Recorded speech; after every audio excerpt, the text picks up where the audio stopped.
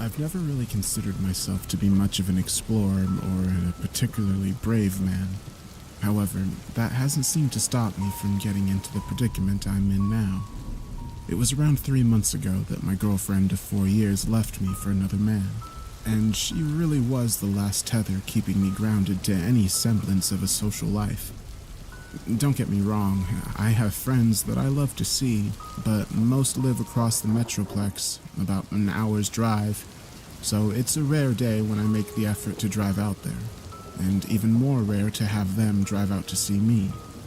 Over the past 3 months, I've gone through most of the stages of a breakup: sorrow, self-pity, hopelessness, and anger. But after taking a look at myself, I decided there were a few things I could improve. And although I'm not in a particularly bad shape, I wanted to sculpt my physique to something more attractive to women.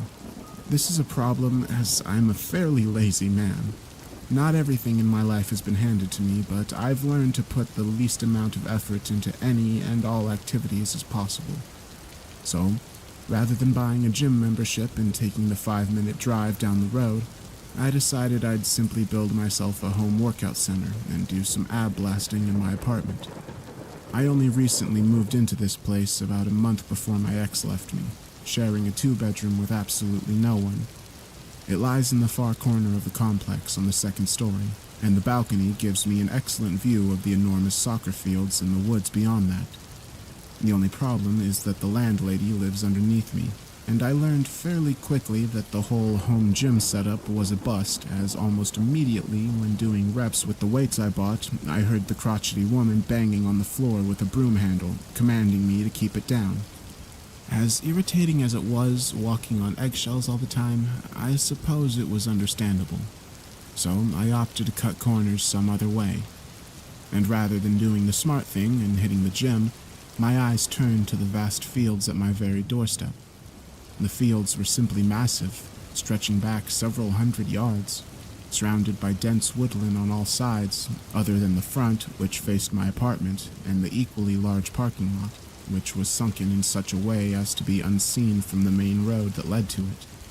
It was October when I first checked out the fields. I live in Texas, so it doesn't get cold here until December, if at all. So I had plenty of time to get familiar with the area before winter hit. I only went at night, preferably past midnight or even 1 a.m., when the large floodlights were shut down and all the late-night teenagers were done with their shenanigans. I would slip through the decrepit fence that shoddily guarded my apartment and disappear into the night. And during this time, I felt amazing, completely uninhibited and alone, just the way I liked it.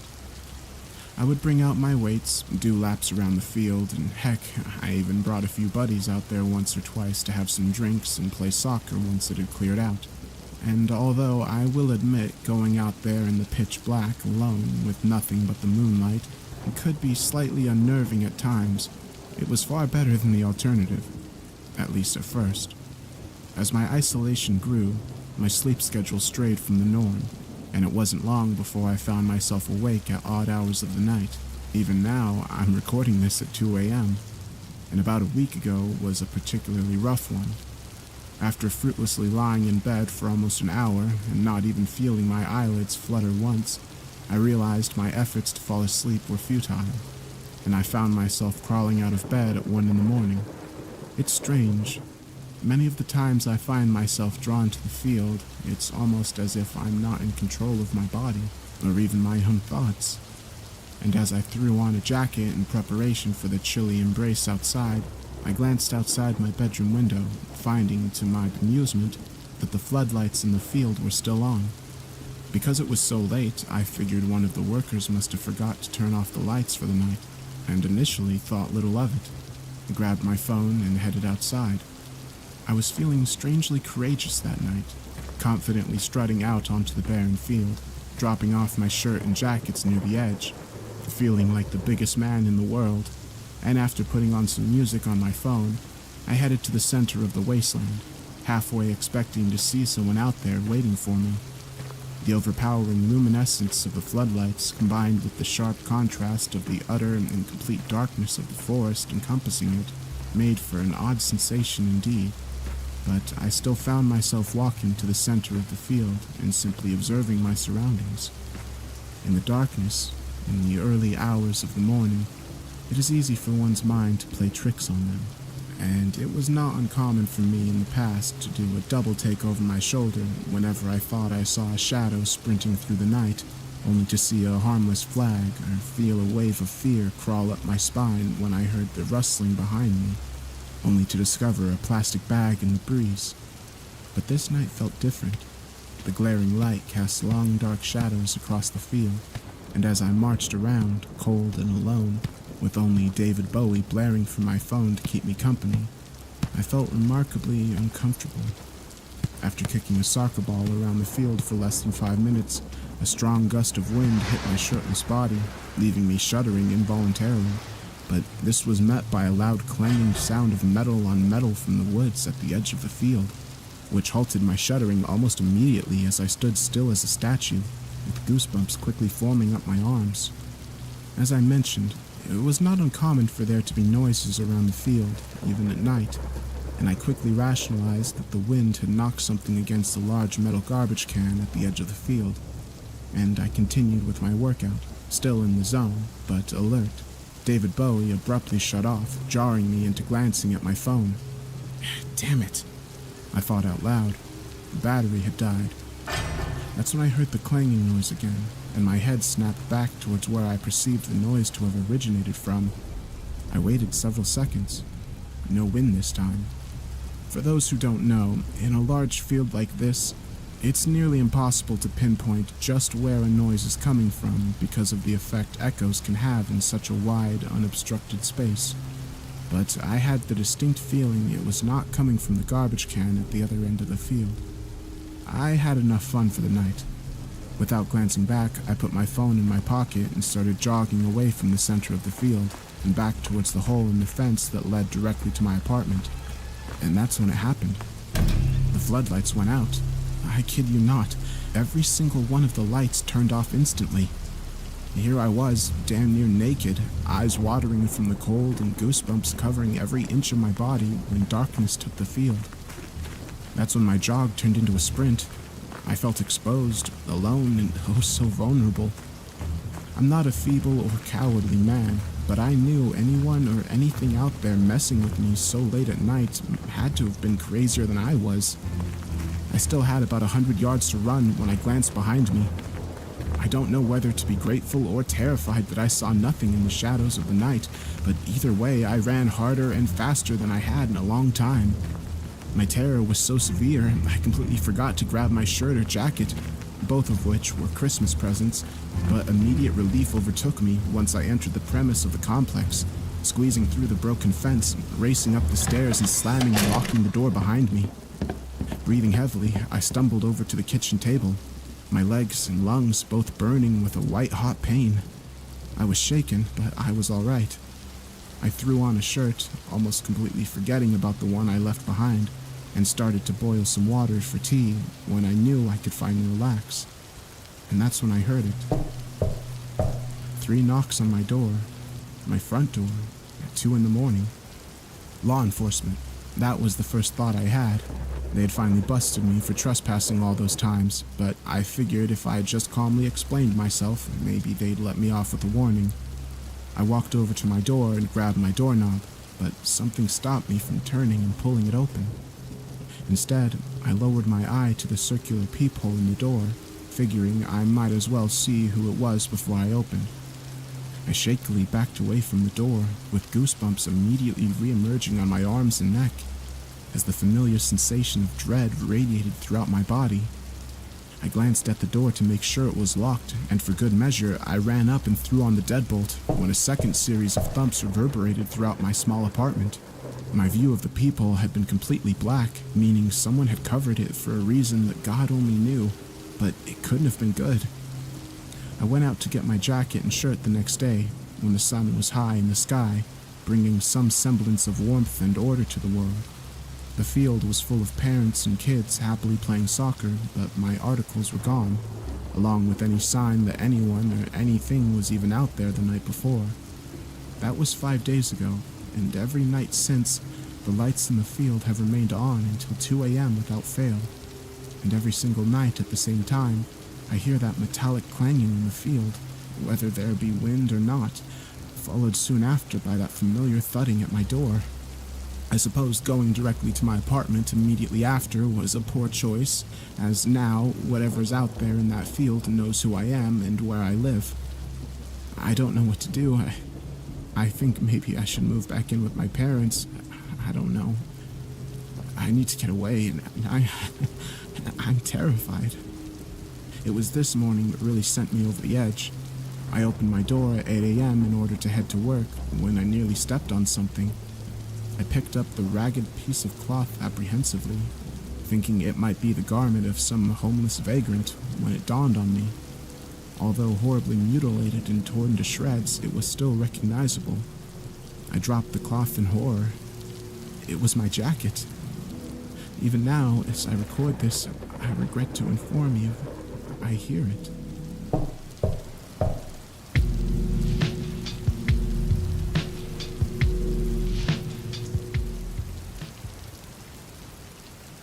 The house sat empty at the top of the hill. Its security lights were a beacon in the night, like a lighthouse alone in the mist, warning ships away from the kiss of sharp shores. The closest neighbor was further away than a man could throw a rock, a fact that didn't appear to be a coincidence. Inside its smooth walls, gray hardwood spread out across an expansive single floor. The leather furniture decorating the space looked like someone's idea of a futuristic catcher's mitt and felt half as cozy, chosen, as was the case for much of the house, for color more than comfort. Doubly so for the tank of tropical fish that shimmered against the far accent wall. Its 40-odd gallons of water sparkled in the dark, cared for by a professional who came out to the house on alternating Tuesdays. Overhead spotlights clicked to life. They were triggered by the abrupt opening of the heavy front door. A burst of cold air was followed into the house by Douglas, the owner. He shut the door just as quickly as it had swung open, his gray, unblinking eyes flecked with bits of blue. 3 hard clacks and the door was locked. 4 beeps and the alarm system was activated. In the kitchen, Douglas stood at the refrigerator and poured himself a glass of water, drinking it down in one gulp, then did the same with a scotch. He was thirsty and had been for some time. His nerves were on fire and needed extinguishing. After another scotch, this one over ice, he drew the blinds and ran the shower until the mirror couldn't be seen. Then he undressed and stepped in. Under the hot water, Douglas kneaded his sore neck like a baker working a tough batch of dough. 3 days now it had been stiff. 3 days of limited movement, of waking in the mornings with a cry. The rub helped, but he knew within 20 minutes of getting out of the shower, his neck would be back to the way it had been before. A masseuse was in order, he thought to himself. One of those cute girls he always passed by at the gym. The thought alone was enough to relax him. The little hairs on the back of his neck suddenly stood up. He felt the unmistakable presence of a man standing just behind him. He rubbed the water from his eyes to catch the intruder in the act, ready to pounce on him in a commotion of fists, but he was alone in the steamy shower. And though the feeling faded the longer he kept his eyes open, Douglas swore he could feel subtle changes in the direction of the air. Shifts so slight they didn't even move the shower curtain. Almost like breathing, yet soundless and cold. Ready for bed, Douglas turned off all of the lights in the house. As he went from room to room, he checked the windows to make sure they were locked properly, noting with some comfort the wires of the house's alarm system. He had settled into a decent state after 2 large scotches and a hot shower, and he looked forward to a good night's sleep for a change. He crept into the bedroom, slipped between the cool covers, and let his eyes close of their own accord. The house was quiet, secure. A few odd moments in the shower notwithstanding, Douglas felt the closest to content he could expect. Already the silken kiss of sleep was swallowing him down, like sinking into the warm sap of 1,000 billowing trees. Tastes like salt. A whisper in his ear. He jolted awake at the man's voice. With it, the sensation of breath on his face. A moment later came the loud bang of something hitting his bedroom window from the outside. First the impact, then the shimmy of glass dancing in its frame. It sounded like a fist had pounded at the window. He threw the covers off and jumped out of bed, looked around the room for whoever had whispered to him. Once he was sure he was alone, he yanked the curtains open. No one, just his front yard, a hill which sloped down to the empty street, all of it blanketed in yellow-white moonlight. Douglas leaned in close to look under the window. Possibly the trespasser had ducked down and was hiding against the house, tucked in behind the azaleas. A blackbird twitched in the grass. Its wings flapped in erratic rhythm, and its legs were two hardened sticks. Douglas looked for and found a sign that the bird had hit his window. An impression of the animal's shape had been left behind, a fine silhouette rendered in dust, the body at the center and two feathery wings spread outward. The bird continued to twitch in the grass until the movement slowed. Its solid black eyes finally drained of sight, left to stare unfocused into the sky. Douglas watched the bird die. Then he returned to bed.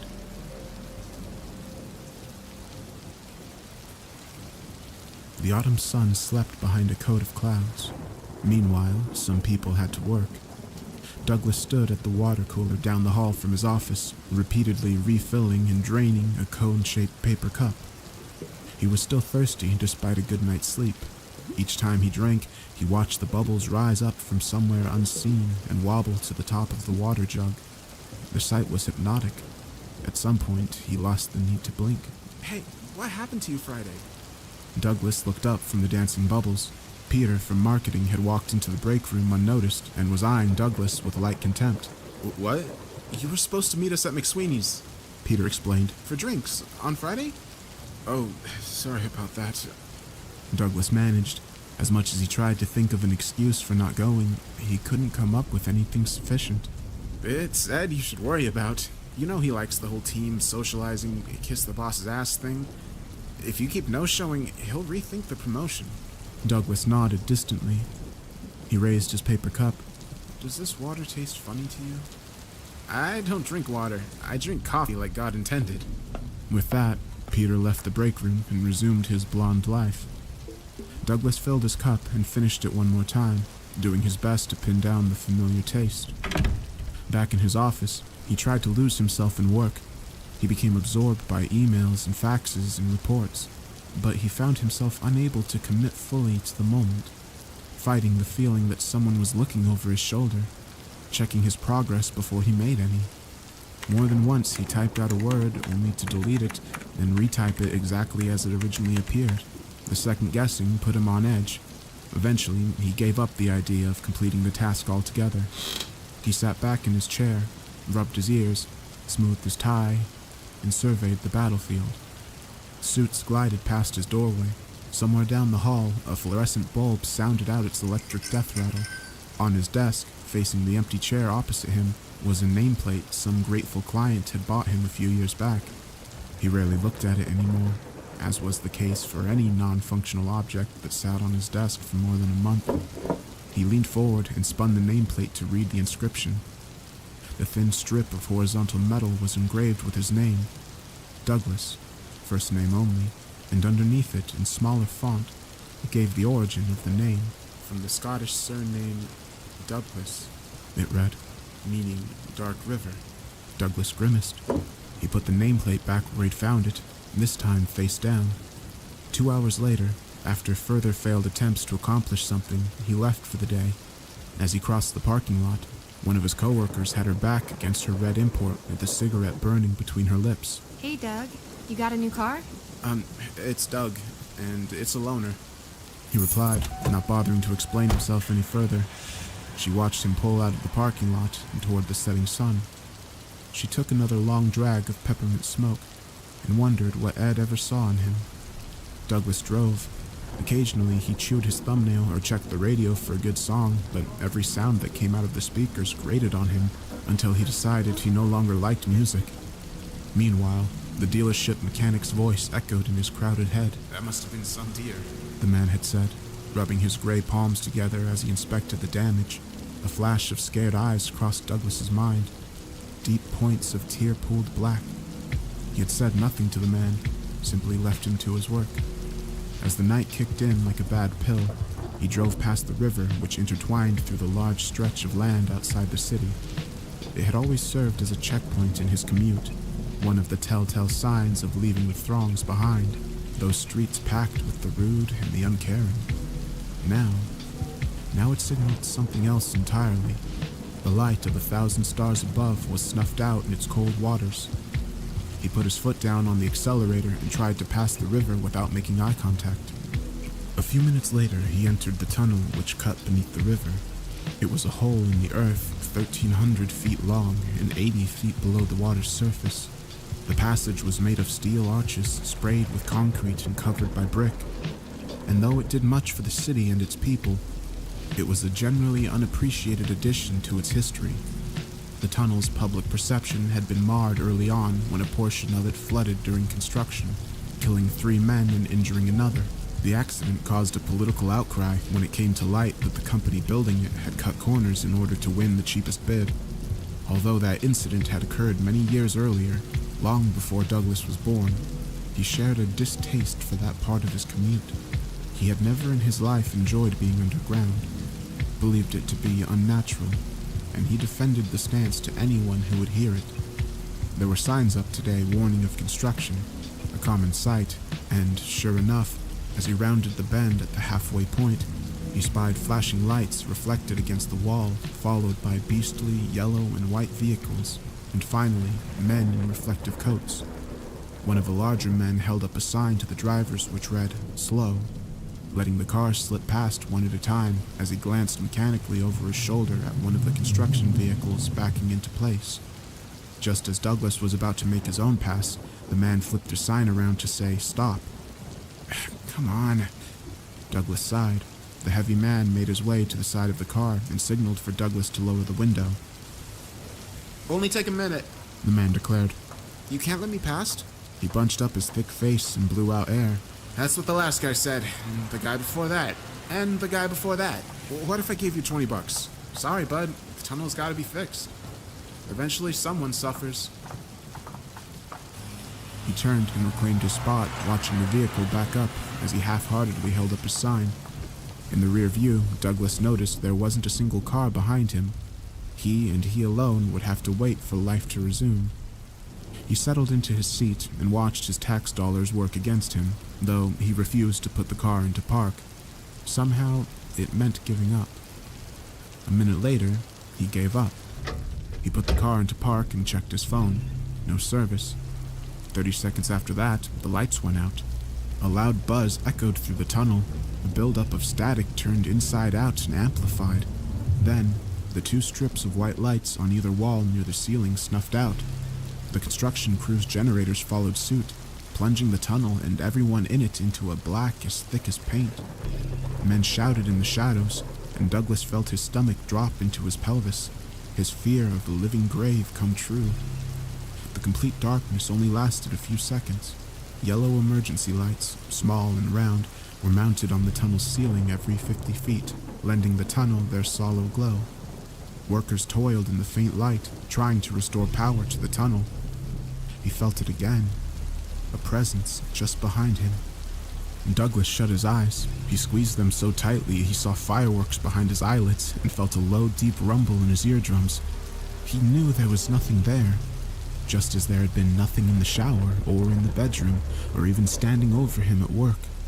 Nothing was invisible in this world. Everything was real and explainable. This was real life. There were no monsters, only idiots and their fears. Cold fingers traced a line up his neck. He shivered and moved forward in his seat, pretending to be chilly from a draft that wasn't there. He cursed himself for entertaining dark thoughts for even a second. But then, a whisper drifted from the back seat. "Tastes like salt." He ignored it, blocked it out. No one had power over him unless he gave it to them. "So thirsty." His leg began to shake, and he squeezed it hard until he knew it would bruise. With sudden intensity, the tunnel lights came back on, the power returning with a solid, joined by the happy shouts of the construction crew. Relieved, Douglas opened his eyes and let them adjust to the light. He couldn't wait to get out of this damn tunnel and resume his tired ride home. He glanced in the rear view to see if anyone else had shared this bad luck, any other commuters in the temporary grave. There was a face in the mirror, a pair of hollow eyes looking back at him, dark, dripping wet hair over water-slick skin. The man opened his colorless lips, and dirty water poured out. Panicked, Douglas spun in his seat, his heart exploding against his chest, but there was nothing behind him. Just an empty back seat and an ice scraper on the floor. Nothing in his rear view either. No death stare, no colorless flesh. Even the air felt empty. He tried to breathe, slow and steady, to calm his heart. He became aware of someone outside the car waving their arms at him. It was the large construction guy holding the sign, and from his face, he'd been trying to get Douglas's attention for some time. In a daze, Douglas rolled down his window once more. You can go now, The man called out. Power's back. Douglas nodded and took the car out of park, rolling slowly past the men in their trucks. He drove the rest of the way home in silence, trying and failing to forget the face in the mirror. His mouth was as dry as burnt paper, and he planned to drink until either his throat or his legs gave out.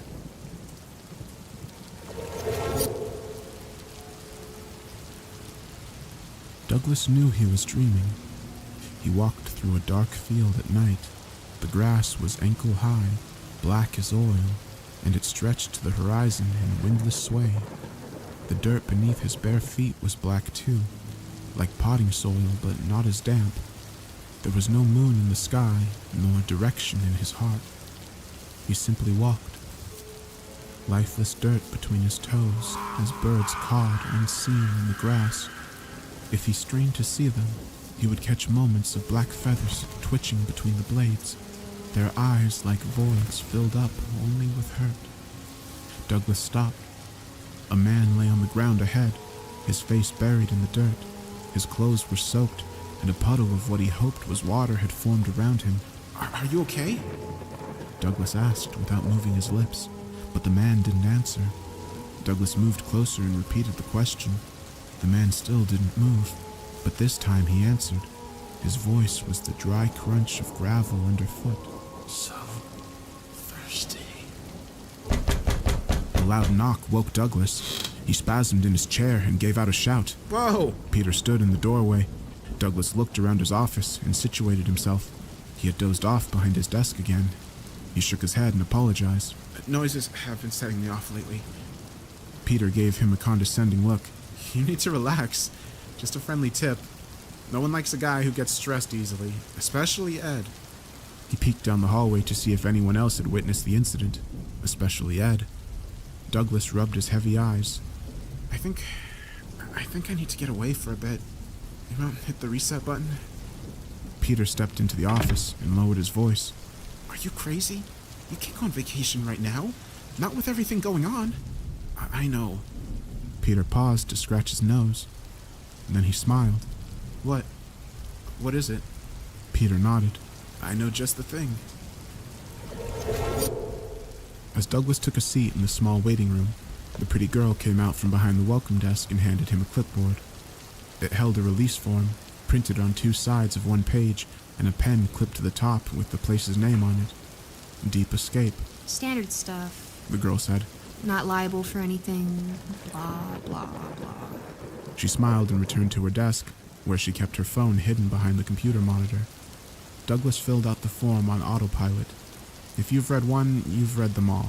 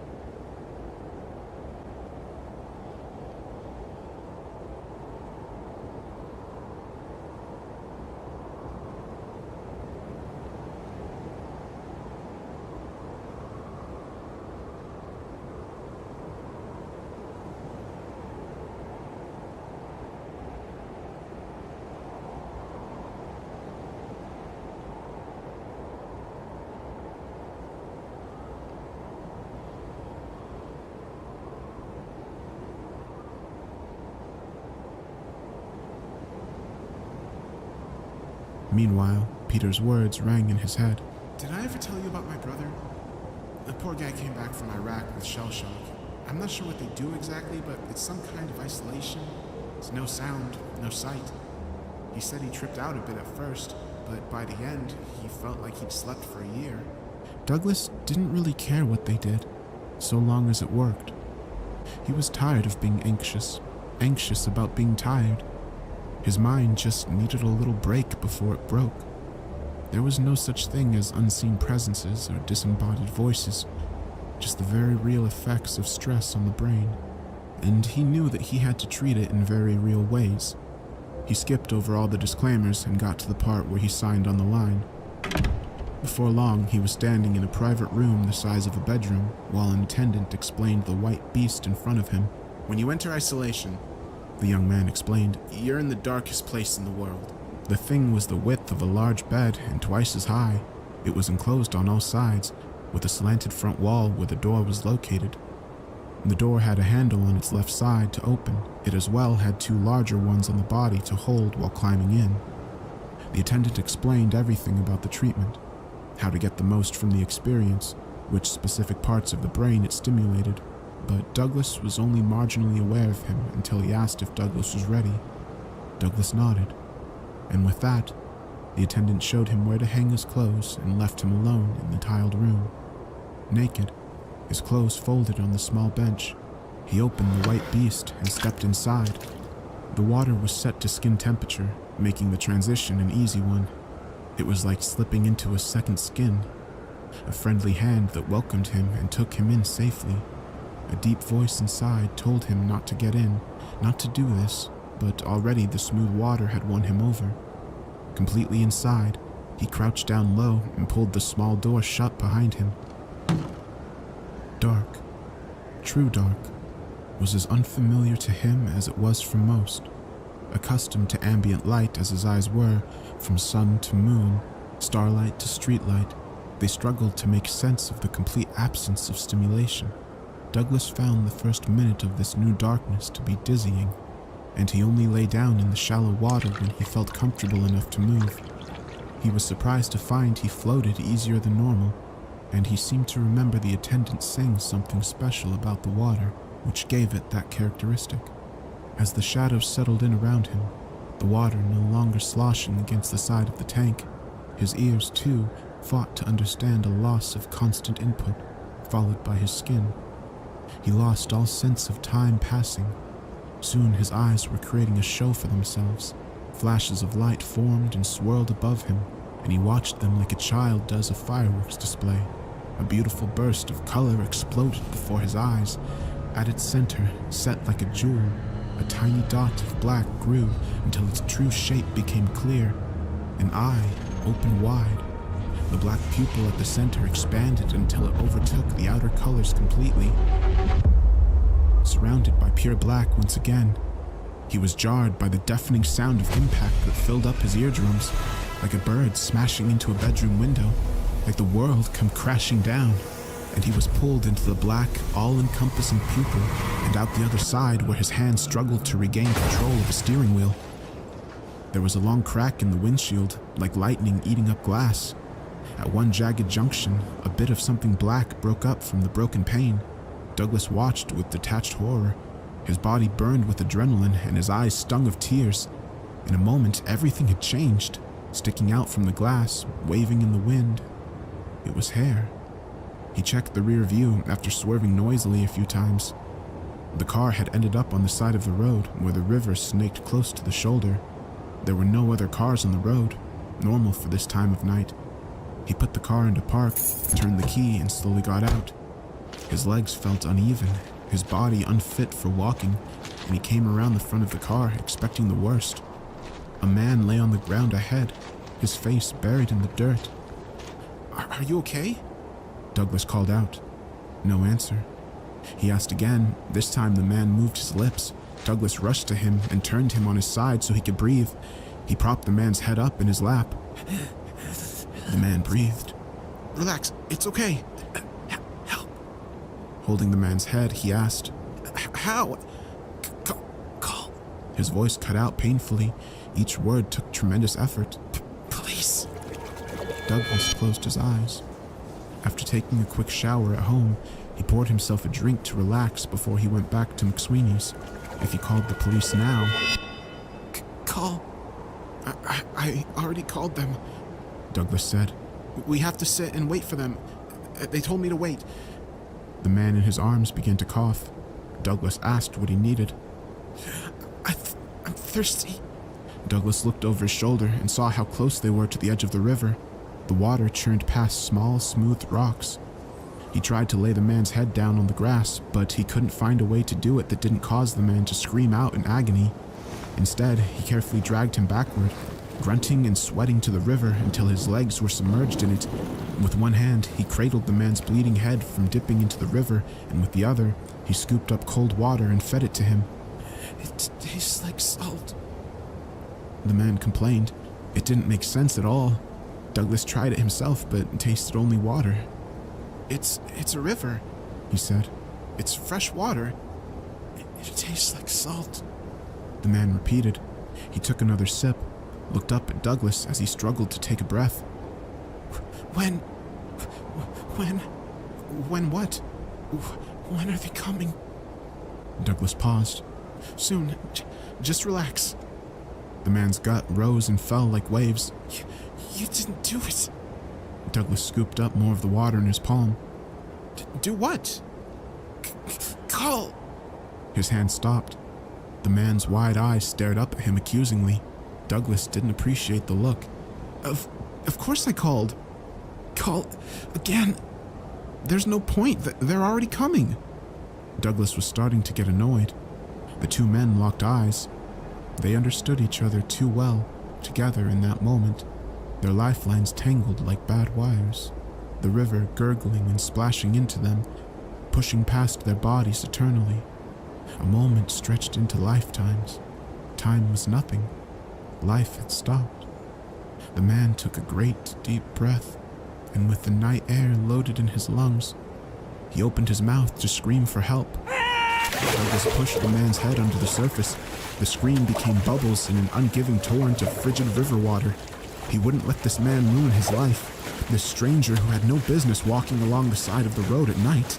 The unwelcome weight that hit his bumper and bounced off his windshield. The man who thrashed and swallowed the river with his eyes wide open. His eyes. Douglas opened his eyes. He was in the dark again. Back in the tank. Deep escape. Floating in space. But he wasn't alone. Something was in there with him, crouched over him. A presence, a sound, a body without a body which had been following him around. Cold fingers shot out and wrapped around his neck, pushed him down underwater. Douglas looked up from dark water to dark sky. Even in perfect pitch, he could make out the face of the man above him. It was no surprise. His lungs and eyes burned. He took in great big mouthfuls of water and noticed, as his vision faded and shook, that it had a strange taste, like the water cooler at work, and he thought back to the attendant who had introduced him to the device he was now drowning in. In order for you to stay afloat, the water is treated with Epsom, he had said. Epsom. Salt. It tastes like salt. Tight fingers squeezed his throat shut. They turned his vision black, blacker than the water, the dark river that swallowed him down. You're in the darkest place in the world. Not yet, but soon. All that was left was to give up.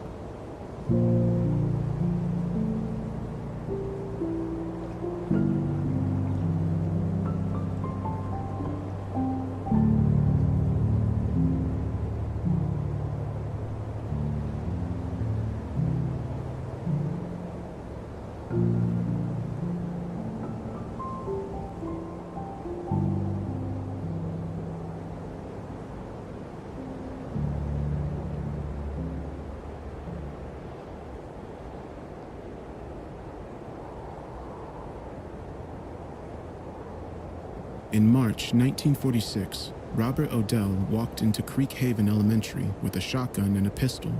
12 children and a math teacher never made it home. Odell was arrested immediately following the massacre after he'd fallen down a flight of stairs. When asked why he had done it, he didn't answer. He just smiled. He was executed within the year. Creekhaven has changed a lot since then. It had been a mining town up until the 70s, when the ore depleted and the residents were forced to move away to find new work. Now it's deserted, left for the woods and the wild to overrun. The buildings still stand, including the school, and ghostly rumors have surrounded the place since it was abandoned. Supposedly, the spirits of the children can be seen in and around the school where they died. I'd heard bits and pieces about it since I was a kid. My dad had been born there, but the family left even before the mines dried up. He had no memory of it. Grandma did, though. She'd spent her whole life there, and she'd been in the school when Odell opened fire. That was one piece of her childhood she never talked about. I was taking a film class, and we'd received an assignment to shoot a mini documentary. I knew right away what I wanted to cover. I decided to interview Grandma first to see what she could tell me about Creekhaven and the supposed hauntings that followed in Odell's wake. We don't say that name. I recorded her telling me. Even over the tape, I can hear the thin, disapproving lines she'd pressed her lips into. And you don't want to go there. Terrible memories left it ruined. My voice comes up after a moment of silence. Do you remember that day? There's a squeak of a chair as Grandma shifted uncomfortably. Of course I do. I knew all of the victims. Some had been my friends. You don't forget something like that. Never. Never. After so long, her voice was still raw with pain. I shut the tape off after. Even as a high school kid, I knew there was some things you shouldn't push. After it was done, Grandma got up and walked into the kitchen. She asked me what kind of cookies she should bake for me to take home. I didn't bring up Creekhaven with her again. That didn't push me off the project, though. I recruited my friend Nicole to act as camerawoman, and we picked a date to drive out to Creekhaven. Despite its bloody past, neither of us believed that it was truly haunted. My documentary was meant to cover its history and the birth of an urban legend. I called it The Making of a Ghost Town.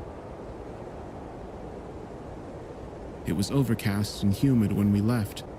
Nicole's Jeep's AC was broken, and she spent the 30-minute ride complaining about it. I was too busy focusing on my notes to really notice. I didn't think to look up until she stopped short and my seatbelt caught me as I jerked forward. A barrier had been erected in front of the road leading into Creekhaven. I got out and filmed it and the long strip of potholed pavement behind it. I had Nicole put her four-wheel drive to good use and directed her off-road to go around the flimsy barricade. I held the camera out the window, catching shots of the trees lining the way in and the first glimpses of houses, sagging and in disrepair in the distance. We slowed to a stop when we reached what had once been Main Street. I had dug up old photos of the town over the years, and Nicole and I went through the pile to find the ones that matched the spot we were in. I wanted a montage of then and now comparisons to open the documentary with. So when do we get to the school? Nicole asked. She was eager to get to the haunted part already.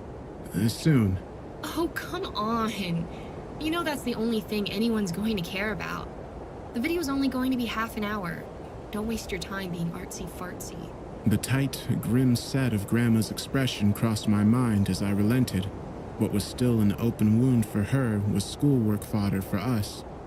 It was a reminder to treat the subject matter with as much respect as I could manage. We followed a map I'd brought down the bumpy streets toward the school. It was eerie to drive past the sun-bleached buildings still sporting their signs and business names, as if they were just waiting to open their doors again.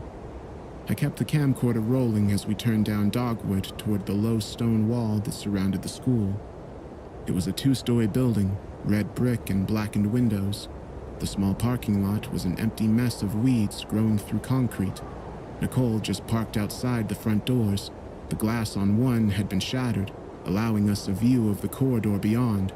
As I started to climb out, Nicole grabbed my arm. Someone's in there. She hissed. Where?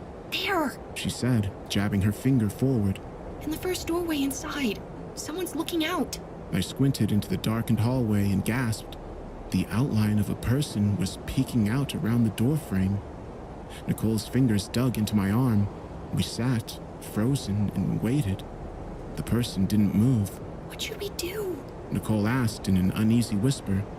The person still hadn't budged from their spot. It could be a homeless person? She suggested. I leaned forward in my seat. I don't think so. Wait, no! Despite her protests, I pushed the Jeep's door open and lifted the camcorder to my eye. In hesitant, small steps, I climbed the short stone stairway leading into the school until my suspicions were confirmed. I laughed and waved for her to get out of the car and join me. It's a mannequin. What? She sounded doubtful. A mannequin? Is that supposed to make it less creepy? Come on, you big baby. We got a lot to film. After some convincing, Nicole finally joined me, and we stepped through the broken glass opening. The inside was dimly lit in shades of gray that filtered through the grimy windows. The dirty, child-sized mannequin we'd seen from outside was standing just inside the first doorway, which had a sign labeling it the front office. Over its shoulder, another mannequin. This one modeled after an adult was standing behind the desk. Another pair were seated in some chairs outside another door marked Principal. What the heck? Nicole said from over my shoulder. I laughed nervously and filmed. She stayed close on my heels as we walked further into the school. A few child mannequins were scattered throughout the halls, one at an old-fashioned water fountain. A few were standing in a line outside a classroom door. Within the classroom, an adult mannequin had been placed in front of the chalkboard, and some of the seats had more of the smaller ones in them. They were all browned with dust and age. This is way too weird. Nicole said. I'm going to wait outside. Oh, come on. Someone was just messing around a long time ago. Whatever. I don't care. I'm out. Nicole scurried back toward the front door, leaving me to call after her. She didn't even turn around. I grumbled and kept going. Each room I passed had its own set of mannequins. They were positioned in ways that mimicked what a typical school day might have looked like. Teachers leading classes of students, an empty library where a lone mannequin was left behind the checkout desk, a cafeteria with a handful of child-sized mannequins scattered around the tables. There was even one class where a couple of kid mannequins had been made to look like they were passing a note between them. It was weird, like Nicole had said, and I couldn't deny that goosebumps had been creeping up my arms since that first child mannequin, but I told myself it was harmless. I wasn't a little kid who was going to be scared by some overgrown dolls, not when 30% of my grade depended on it. I walked by faded, torn posters and glanced into every doorway, filming as I went. I'd have to add a voiceover later. The stairwell leading to the second floor was halfway down the hall. They still seemed sturdy enough, and I walked up them one at a time, slow and cautious the whole way. At the top of the stairs, a single adult mannequin was standing with its back to me. Someone had taped a stick that sort of resembled a handgun to its waist. A larger stick had been taped between its hands. I wrinkled my nose in distaste at the obvious symbolism and shoved the thing off to the side. It fell over with a crash that echoed down the length of the hall. I shuddered and stepped over its legs to continue on. Unlike the first floor, there was only one classroom that had any mannequins in it on this one. An adult-sized mannequin was at the front of the room, half turned with its arm raised and pointing toward the blackboard. Every seat in the class was filled by a child-sized counterpart. They were facing forward, as if paying attention to their lesson. I panned the camcorder across the class. A loud bang came suddenly from the stairwell, and I jumped, instinctively turning towards it. The silence that followed rang heavily in my ears. "Nicole?" I called. "I'm up here!" But my friend didn't answer. Icy sweat broke out across the back of my neck. I chewed my lip, trying to convince myself it had just been something I'd disturbed on my way up, finally toppling over. My thoughts were cut short by the soft murmur of childish whispers coming from within the classroom. Slowly, even as I screamed at myself not to, I looked back into the class. All of the mannequins' heads had turned toward the door. Their blank, pale faces were fixed on me. I stumbled back a step with a short cry, my camcorder fumbling in my hands. Something creaked, low and long, from inside the classroom. Suddenly, I couldn't remember how to move my legs. There was a heavy thud, another, and then a third, like footsteps, and they were getting closer. A deep, guttural growl rumbled out into the hall. The footsteps were becoming quicker. I tore myself from the spot and ran, screaming, down the hall. At the top of the steps, my feet tangled in the legs of the mannequin I'd pushed over, and I barely managed to catch myself on the railing before pitching headlong down the stairs. Frantically, I looked back toward the classroom. Dirtied, elongated fingers had closed around the doorframe. The mannequin dragged itself stiffly into the hallway. Its head turned jerkily towards me, and it growled again. I didn't look back a second time as I leapt down the stairs, 2 at a time, and bolted back down the hall to the front door, shouting for Nicole to start the car. I was convinced I could hear the uneven, angry footsteps of the mannequin pursuing me out of the school. We screeched out of the parking lot and out of Creekhaven.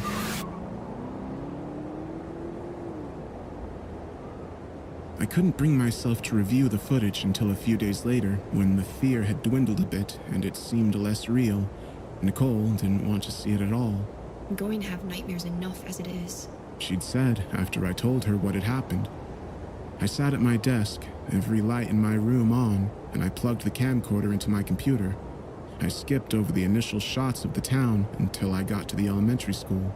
Seeing the mannequins again made my heartbeat quicken, and I fast-forwarded until I got to the classroom on the second floor. There was a bang which sent the camcorder jumping and off focus.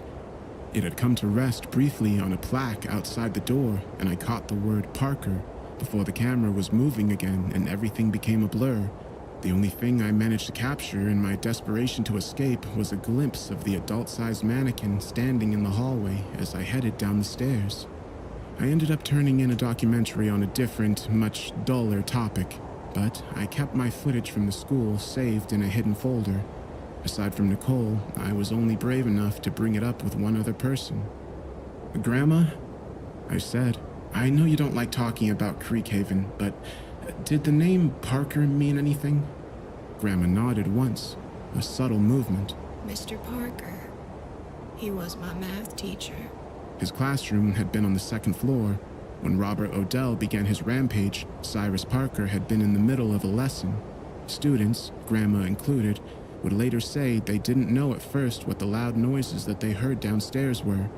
Mr. Parker must have known, but he calmly told them to stay in their seats while he checked it out. The last words he spoke to the children were the same he said every day at the end of class. "Study hard, do your homework, make me proud." He had closed the door behind him. Grandma distinctly remembered the sound of the lock turning into place.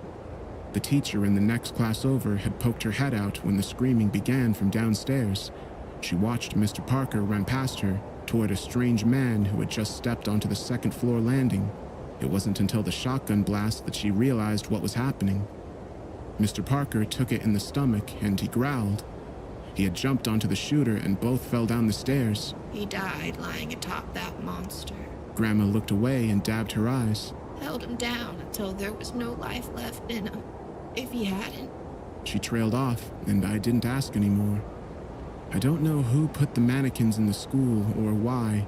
Maybe it was an art project. Maybe it was a planned memorial that never panned out. I've never found an answer. But 13 innocent lives were lost in March of 1946. Since then, it's been said that the ghosts of the children haunt the school grounds. I believe it. And I know they're not alone. I know that Mr. Parker never got to leave either. He remains, watching over those children now the same way he did then. God help anyone who ever tries to harm them again.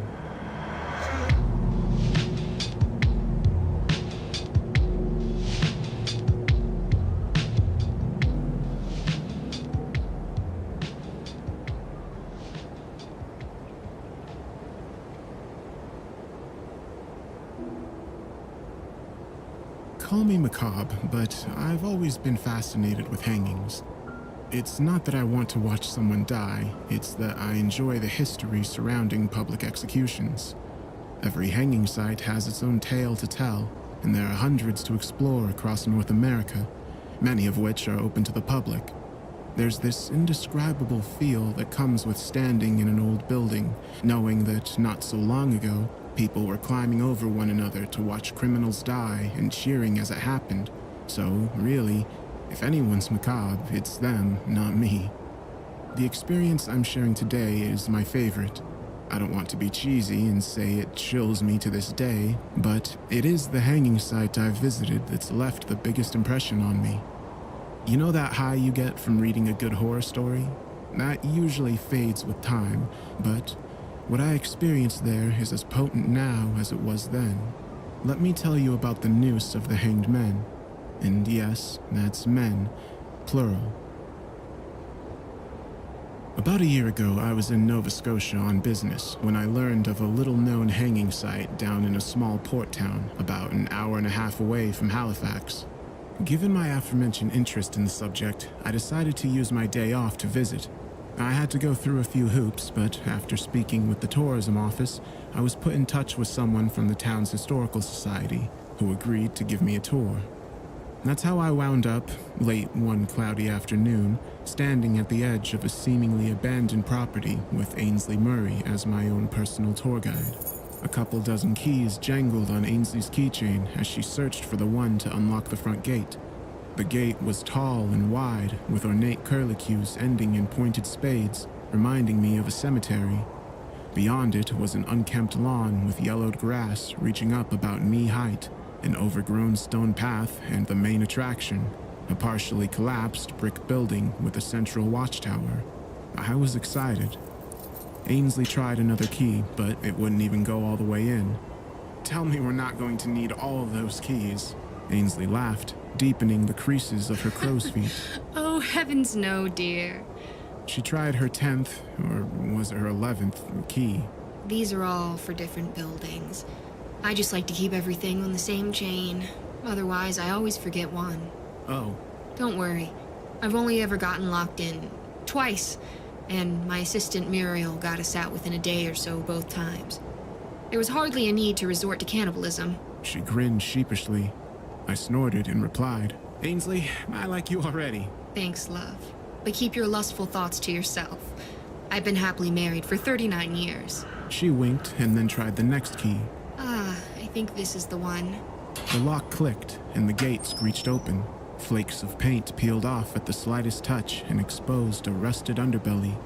For a property supposedly maintained by a historical society, it sure didn't look like anyone had given it any kind of attention in ages. Watch your step, dear. The ground's a little uneven. Ainsley warned. I was starting to feel it, that dread and excitement you get when you're watching a movie and you know a jump scare's about to happen. There was something in the air, in the way the wind blew through the brush and the crows cawed, like a storm of adrenaline was brewing. Ainsley motioned to the other end of the property. Let's start in the courtyard around back while the weather's still good. Then I'll take you inside and show you the cells.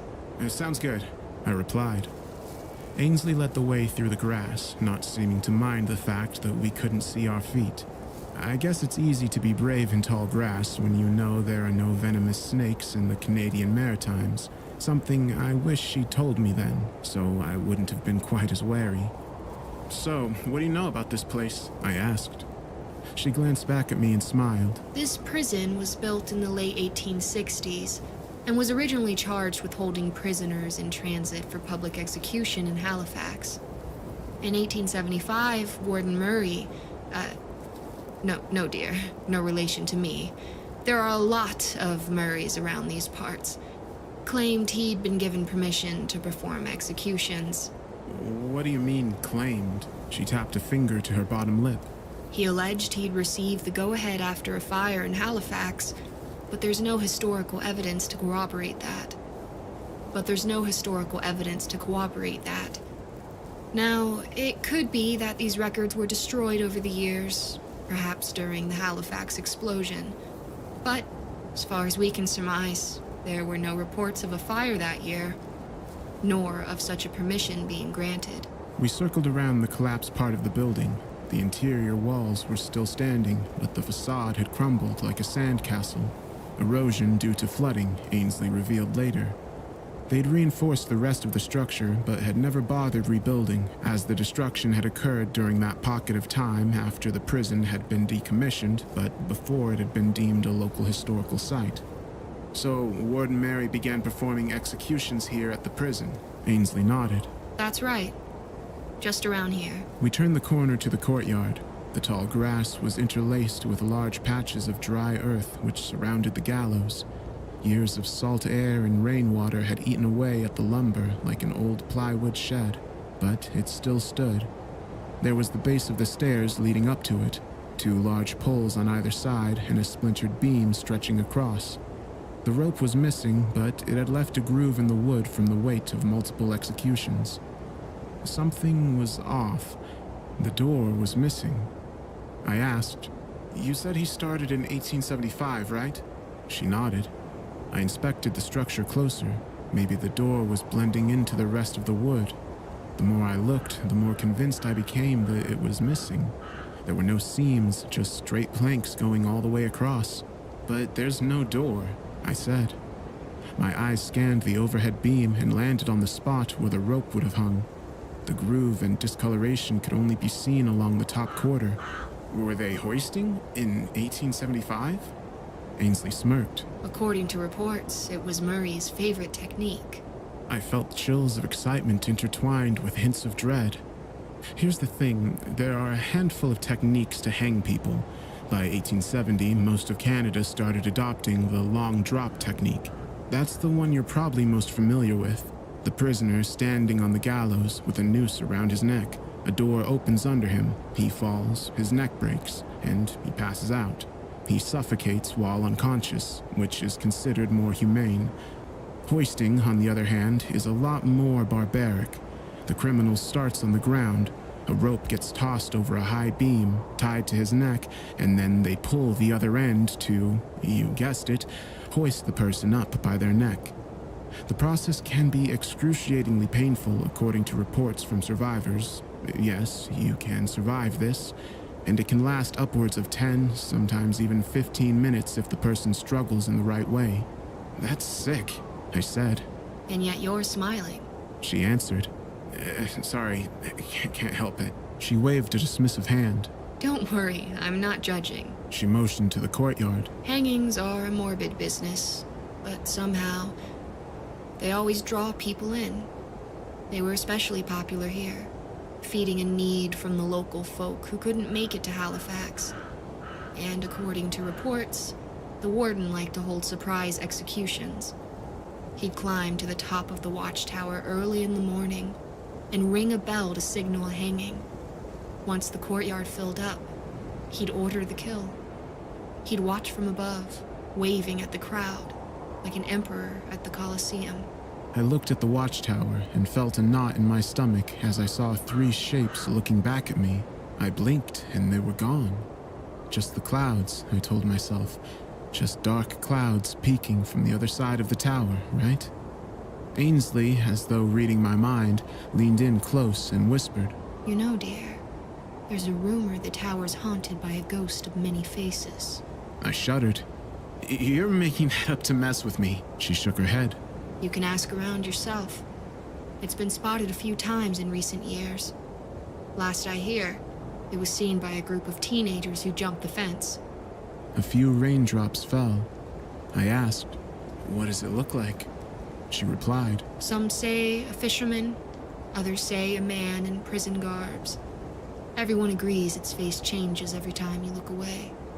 1 second, he has a beard. The next, he's bald with a scar across his eye.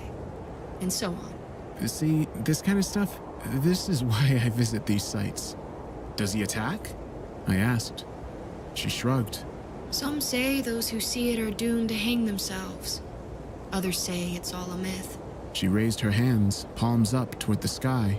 Starting to rain. Let's head inside, shall we? I nodded.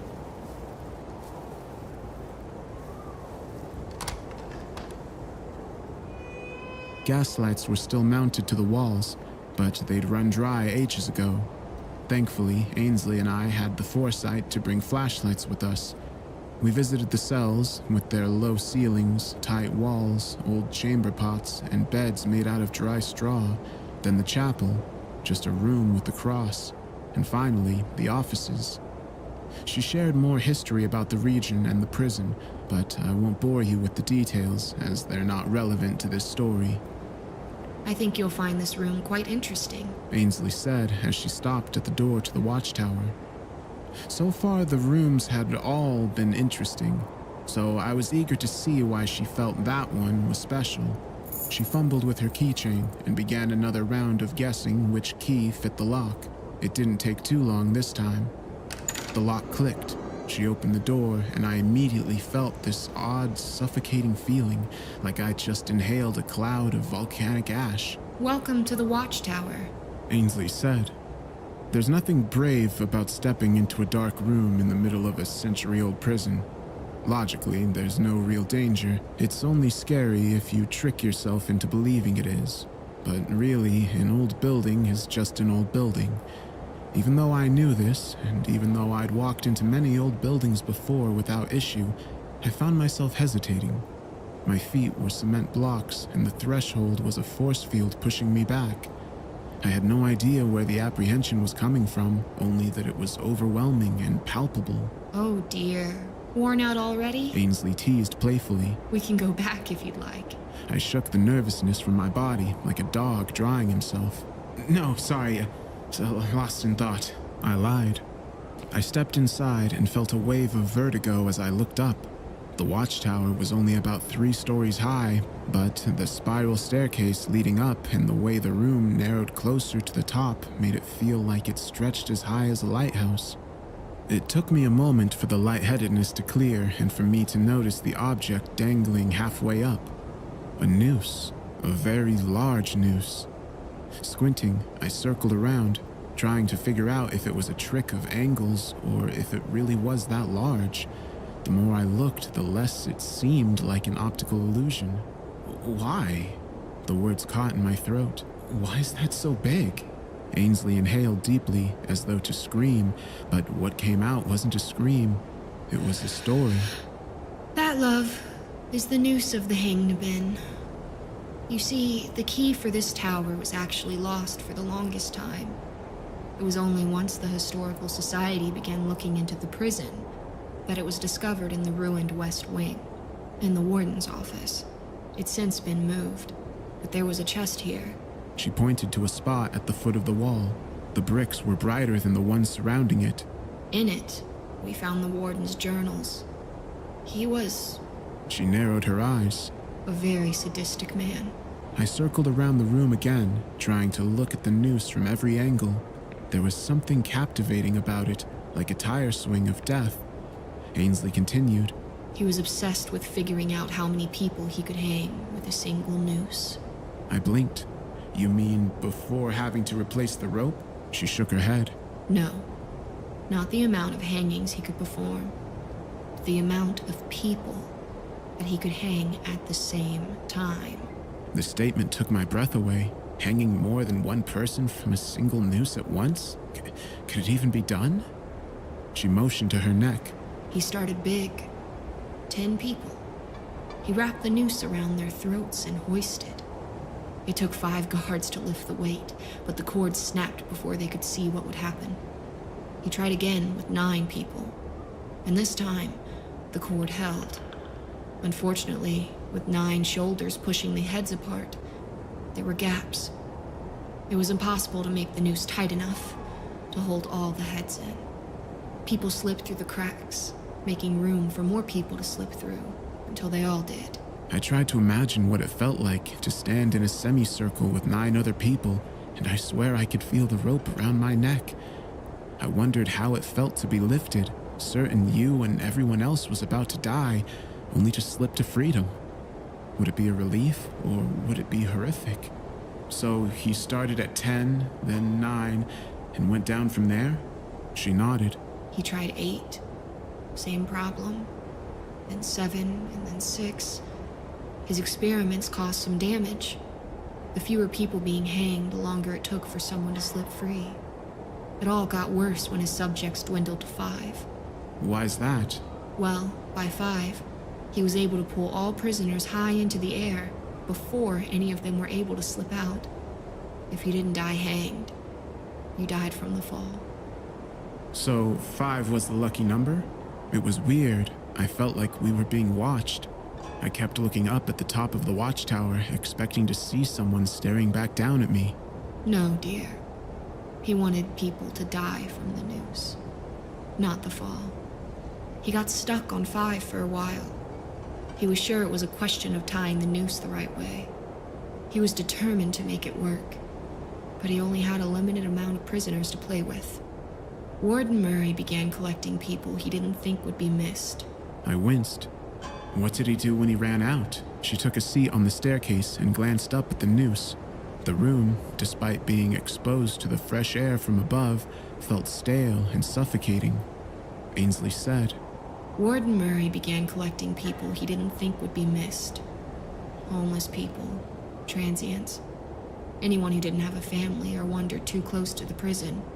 I rubbed the back of my neck. Damn. Now, this may be unrelated, but I've uncovered reports of whole families going missing around that time. Their belongings untouched as though they'd been taken in the middle of the night.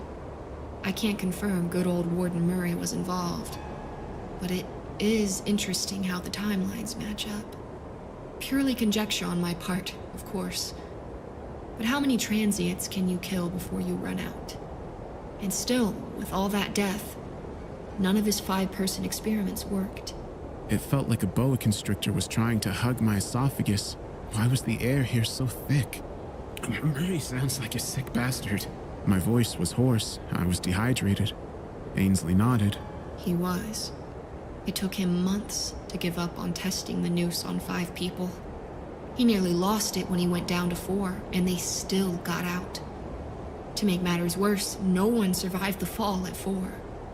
At least 5. The first person was sometimes able to make it out with broken legs. At 4, it was hopeless. They could hoist them faster, higher, and the fall was too high. As we talked, the noose above began swinging left to right in the breeze. Ainsley explained. He tried everything. Tightening the rope, speeding up the process, turning heads in every which direction he could try, facing in, facing out, facing the side out, everything. The swinging changed direction. It went forward and back, forward and back.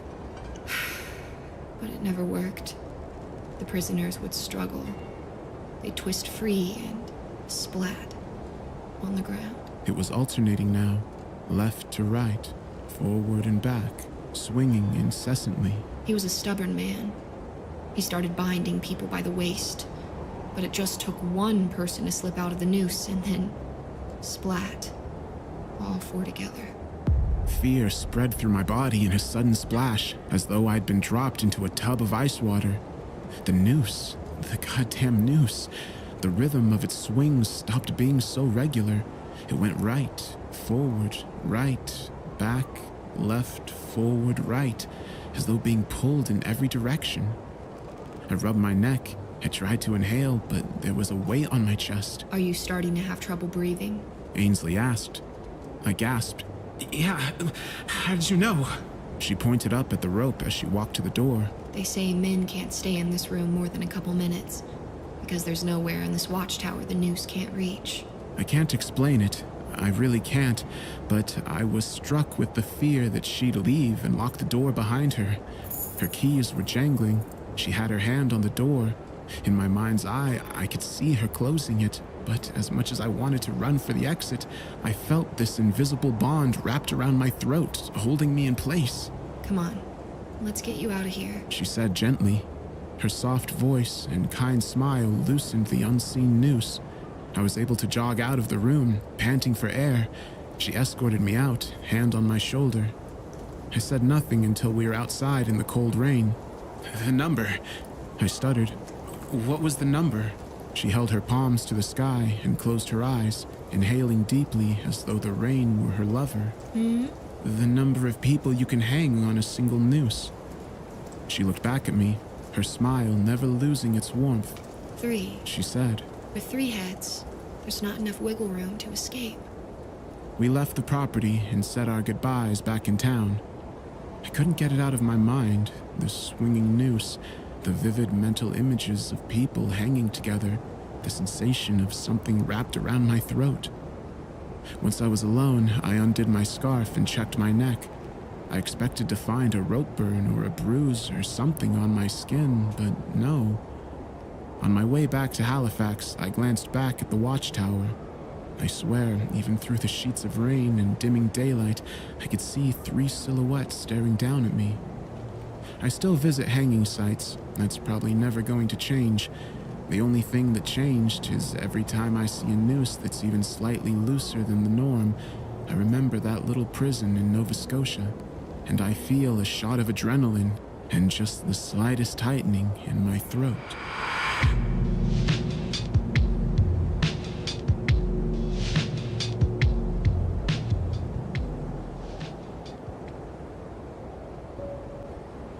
Before I tell you about my part in all of this, I need to go back to where it all began. My ancestor, Eizo Nakamura, was by all accounts an asshole, but an opportunistic one. Seized the day, the night, and all the bodies that bask under it with their jewelry unprotected. He declared in his journal that fateful night, one late summer evening in 1866, bragging about how he'd scored another heist with his brother, Minada Nakamura, that they'd survived the famine and buy all the hookers they could ever want with the leftover sums. Most folks aren't buried in Japan. In fact, 99.8% of them are cremated. So Eizo wasn't robbing graves, he was robbing corpses before they were cremated. Eizo was resourceful, careful, and precise. He would pick the bodies of those he knew had very few relatives. Minada would pay off the mortician, and they'd ransack the corpse before anyone came to pay their respects. He'd make the excuse that it was to stave off starvation during the Tempo famine of 1833, starting when he was just a boy in Honshu and lasting until he was in his teens. But he continued to steal long after that, which brings us to why we're here today. His greed would ultimately bring ruin upon every male member of the Nakamura bloodline. On the last winter solstice he spent in Japan, now in his late 30s and with a young family, Eizo and Minada resolved to rob the home of a Shinto priest in the region, knowing his young son was riddled with consumption and would soon pass. With distraction plaguing the father's mind, Eizo knew it would be a simple task to rob him blind. The job is easy. We wait in the trees on the night they come to give the young master his rights, and upon their departure, sneak in and claim what we knew he won't miss. He was giddy with excitement. Lord knows his arrogance, given he documented these raids. Sure enough, as documented, the pair lay in wait and watched as the priest's contemporaries filled in one by one and read the poor boy his last rites. The grief-stricken father seeing them out with despair written across his face, clearly too distraught to do themselves. As he thanked them outside, Eizo and Minada snuck around the back and entered the home. When they found the sickly boy laying in his bed and barely breathing, it seemed that Minada felt a pang of guilt and wanted to hold off. These are the hours of the ox. It's unwise to do this now. Besides, he cast his eyes to the boy, Eizo noting the regret in his eyes. He's still alive. We can make a scene. Before casting his gaze forward to the priest's safe room, the door slightly ajar and promises of priceless artifacts, donations, and food laying just out of reach. I wasn't about to let some child not long for this world get in the way of our job. Besides, the sick should give way for the strong, and where this boy is dying, mine was most certainly living. So, I did what I had to do. What that turned out to be, it seemed, was suffocating the life out of the child. Eizo reported he thrashed ever so slightly before falling limp, an errant hand the only thing still clasped tightly to Eizo's forearm in the moments following, as if clutching to the last vestige of life he'd ever come to know. To his credit, Minada punched his brother in disgust, questioning if he was even sane to do such a horrific thing, let alone in the hollowed hours between 1 and 3 when the worst could befall them. But the commotion had roused the priest, and within moments he was stood in the doorway, eyes aghast and trembling hands reached out towards the brothers. It was in that moment that Eizo, Minada, and the rest of our lives would be inexorably changed forever. I couldn't tell you exactly what the priest said to them, how his grief-rattled voice shook the very foundation of his home, as if a typhoon were striking the bows with unshackled prejudice, or if Eizo and Minada ever saw justice for their crime. But I can tell you that whatever specifics were discussed drove Eizo to gather his family and leave for the mountains in 1870, cutting off contact with the outside world and becoming fiercely protective of his boy. At night, he would sit by his front door with sword in hand, wait with trembling lips and shaking hands. He wrote in his journal, "They always come in the hours of the ox. They crawl up the foundations of the home and whisper in my ear, sometimes asking me to do terrible things, other times promising me it'll all end if I open the door. I saw one of them once, a horned, pale-skinned ogre with fangs the size of my forearm, yellow eyes with the blackest pupils that widened to an ungodly pit when they fixated on me. The voice constantly stuck between hysterical laughters and the most pained sobs, no different to an animal trying to produce a human mimicry. It cooed for me to step outside and face what I'd done, but I am a coward and I will not abandon my family." Azo wasn't the only one suffering from these night visits. Manada began thrashing in his sleep every night as his wife struggled to console him. He would flail madly as if fighting off unseen hands, deep lacerations forming on his skin and thick, large bite marks puncturing his soft flesh. Whenever he awoke, sweating, and as if he'd aged some years each night, he would refuse to comment on what happened, save for one phrase: "We should never have gone during the hours of the ox. We deserve what we get."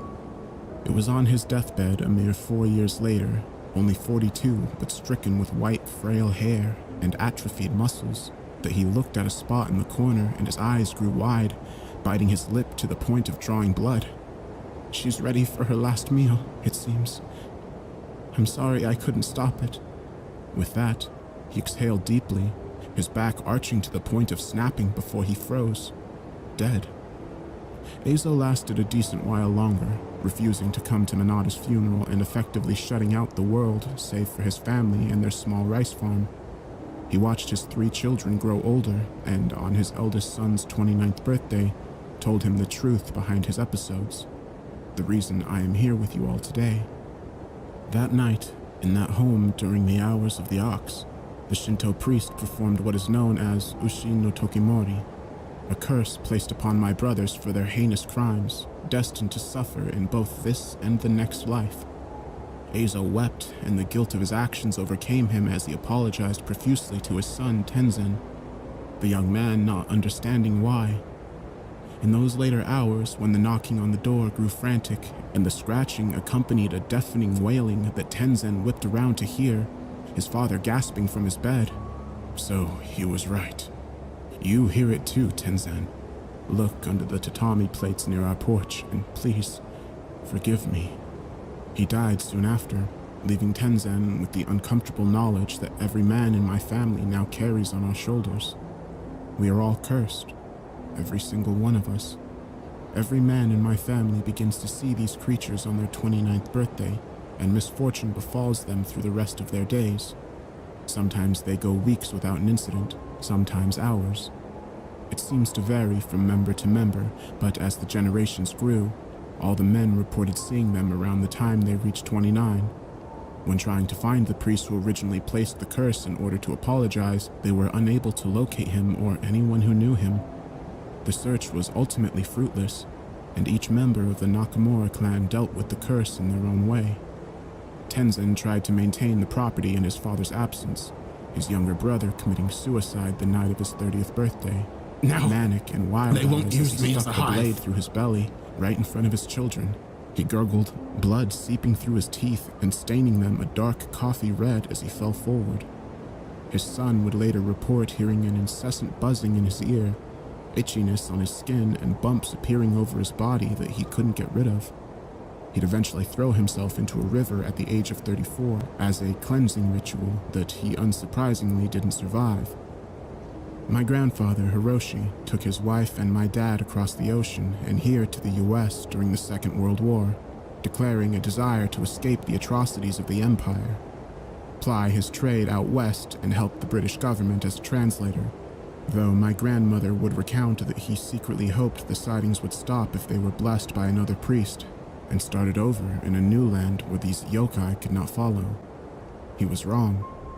Within a decade, Hiroshi would be driven to the point of insomnia, refusing to sleep for fear the spindly thing in the gutters would rise out of the drain and claim him. He began scarcely washing, only opting to do so when he could take the bucket into the living room so as to not see into the drain.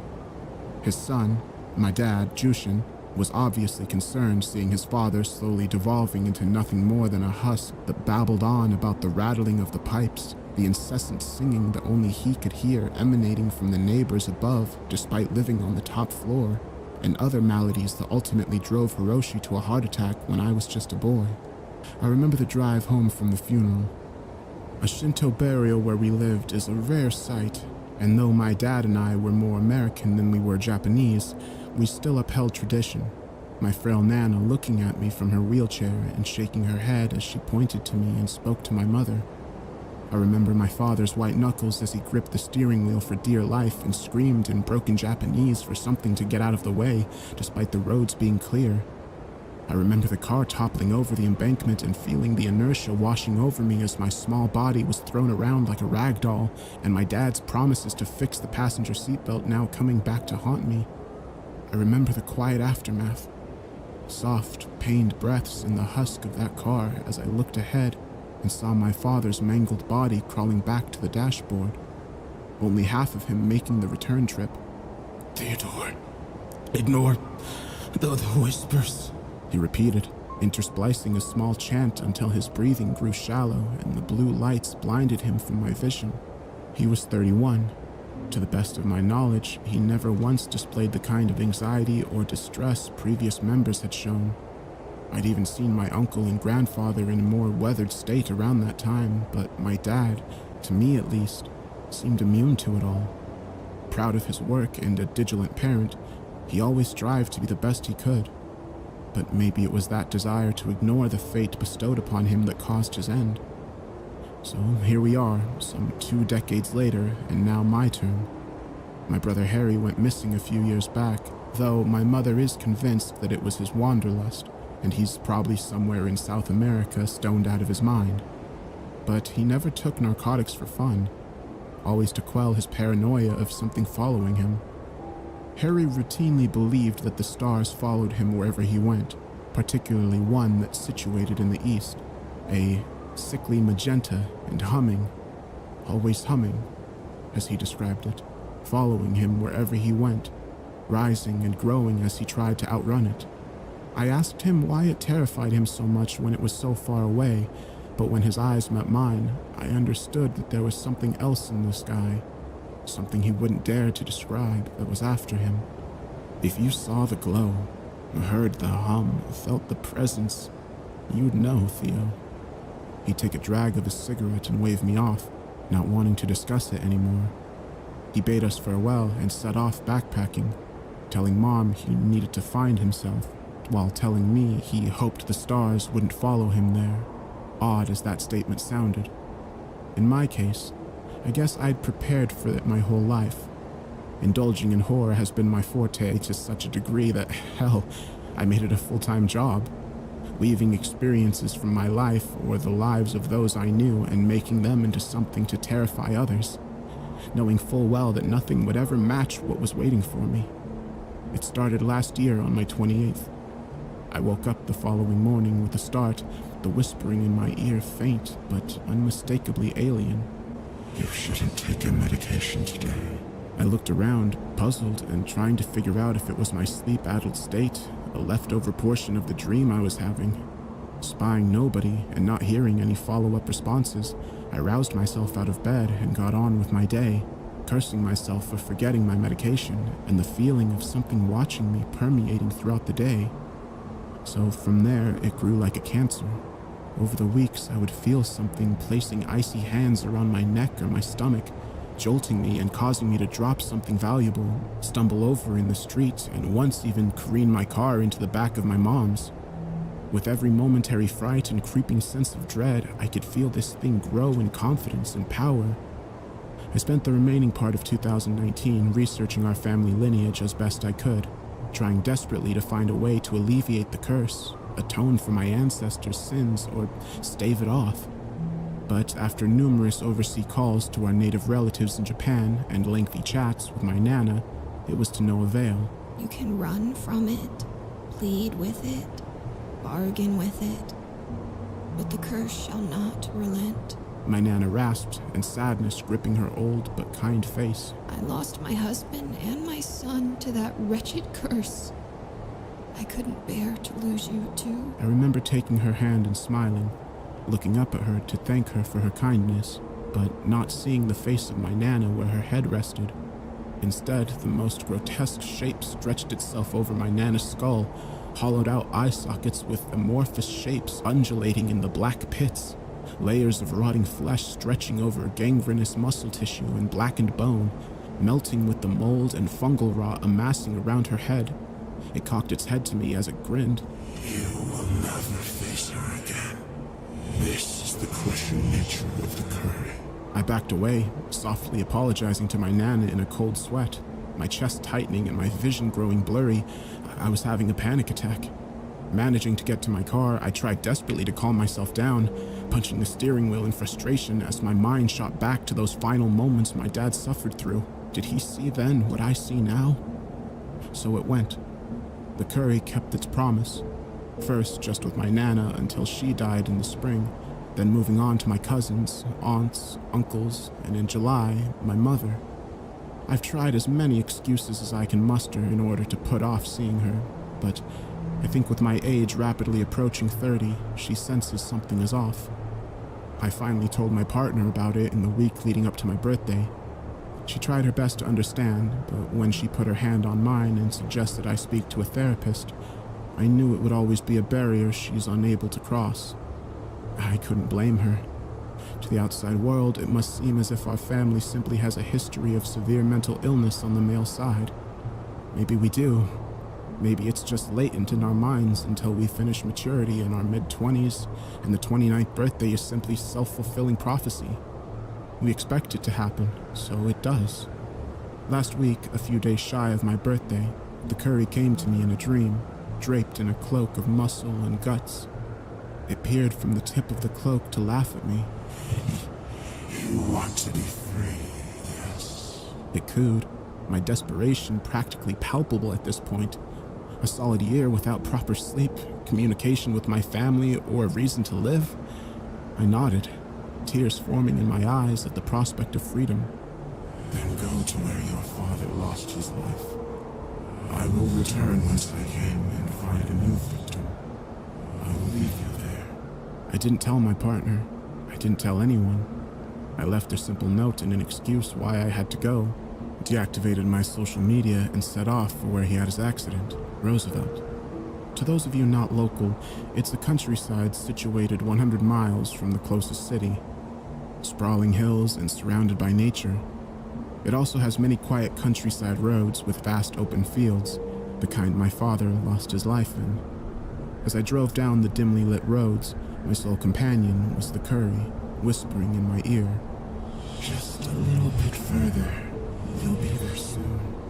You'll find someone new, and I swear I'll let you go. You never even bore a son. There's no fun when you don't react anymore. Exhaustion, misery, and hunger gripped my soul as I sped up, desperate to get this thing gone. My mind racked with thoughts of how my predecessors had succumbed to other members of this creature's family. How many more would fall? I had cousins. There was still a chance it'd continue. I saw the long, winding road known as Hatch's Lane, the lights barely flickering as my car pulled up near the embankment. Was it here? Maybe a bit further. My eyes were feeling heavy and I struggled to focus. Get out. I'll take you there. I want to be rid of you. It whispered, the voice almost sorrowful now as I willed my aching frame to move and trudge through the darkness. How long had it been since I'd eaten, drank? My mouth felt so dry that swallowing brought the sensation of razors slinking down my throat. Eyes felt itchy and my head was pounding. I could barely see, the cold whipping through my bones. A little further. Keep going. We're almost there. My knees gave out and I felt the darkness take me. The only thing left was the sight of that fucking creature as it grinned. Images of my father, grandfather, and other countless men in my family stood silently behind it, heads bowed and shackled with their own abominations by their side, tormenting them. I cannot wait to drag you down to hell with me, to join the rest. last of the Nakamura clan. It bared its teeth, the yellow tongue oozing pus and lapping around its face in a snake-like manner as it cackled. Before I could respond, a blinding light shone through the darkness, and I was brought to my senses with worried faces looming over me. My girlfriend and a pair of paramedics. I should be thankful that I had the Find My iPhone function on my phone, and that the note was ominous enough for my girlfriend to look further into. Any later, and I doubt they'd have found me. Both she and the doctor chalked it up to a psychotic break pertaining to the family superstition of the men turning 29. I didn't argue, nor did I protest going to therapy and spending time focusing on getting better. To their credit, I didn't see or hear the curry.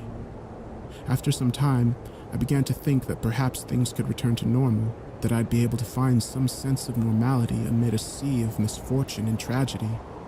But last Monday, the day after I turned 29, right as the clock turned to 1 a.m. and entered the hours of the ox, I saw two things standing at the foot of my bed, my girlfriend sleeping soundly through them all. The first was my father, propping himself up on his elbows. The bottom half of him stood at the side patiently, a look of sorrow across his still youthful face as he turned to glance at the other figures. The curry, teeth bared, pale skin and cloaked in flesh and eyes. That sickly tinted yellow Azo had seen so long ago. You can run from it, plead with it, bargain with it, but the curse shall not relent. He breathed as the curry cackled, making me feel aware of what the rest of my life would look like. A new, horrible reality. Happy birthday, son.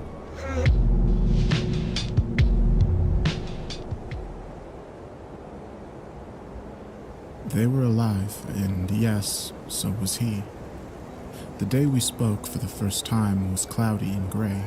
I was carrying the compost bucket from lunch through the schoolyard to where the garden was, way in the back. The gravel path and shrubbery leading up to it was largely ignored by my classmates.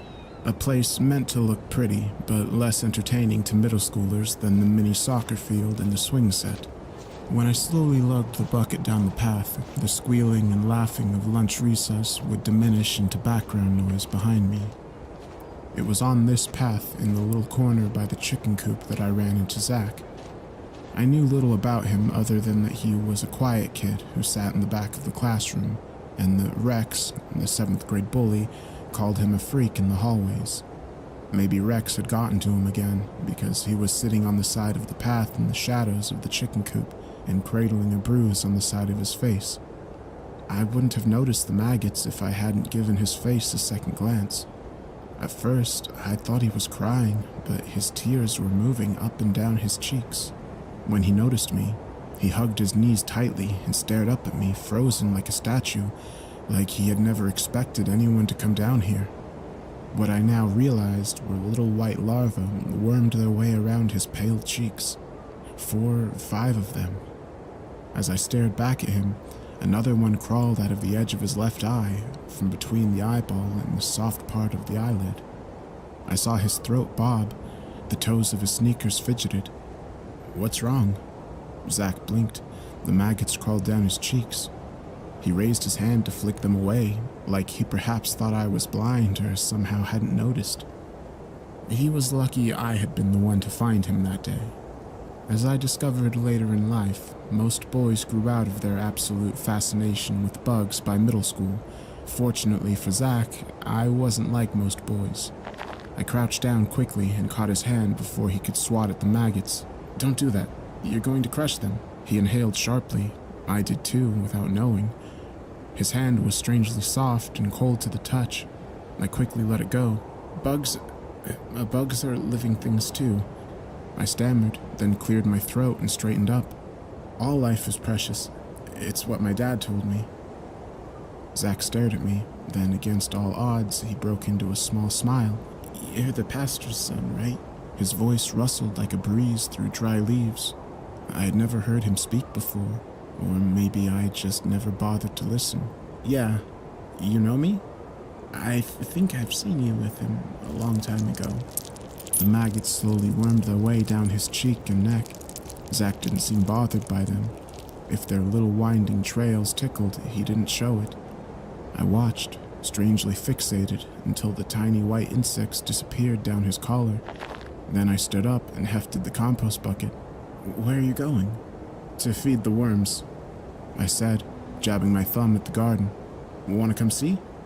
He smiled a little wider this time. As he pulled himself to his feet, I thought I saw several small and black shapes scurry in the gravel at his feet. We walked into the garden, opened up the wooden trough of the worm farm, and dumped the bucket into it. The worms poked their slimy heads out of their spongy or earthy-smelling holes and crawled into the leftover salad and apple cores. I put down the empty bucket and watched them with a small sense of pride. "You like bugs too?" Zach said quietly. "Yeah," I replied, closing up the trough again. "Bugs are cool. I have a giant ant farm at home and some beetles I keep secret from my dad." Without another word, Zach turned to me and held out his hands.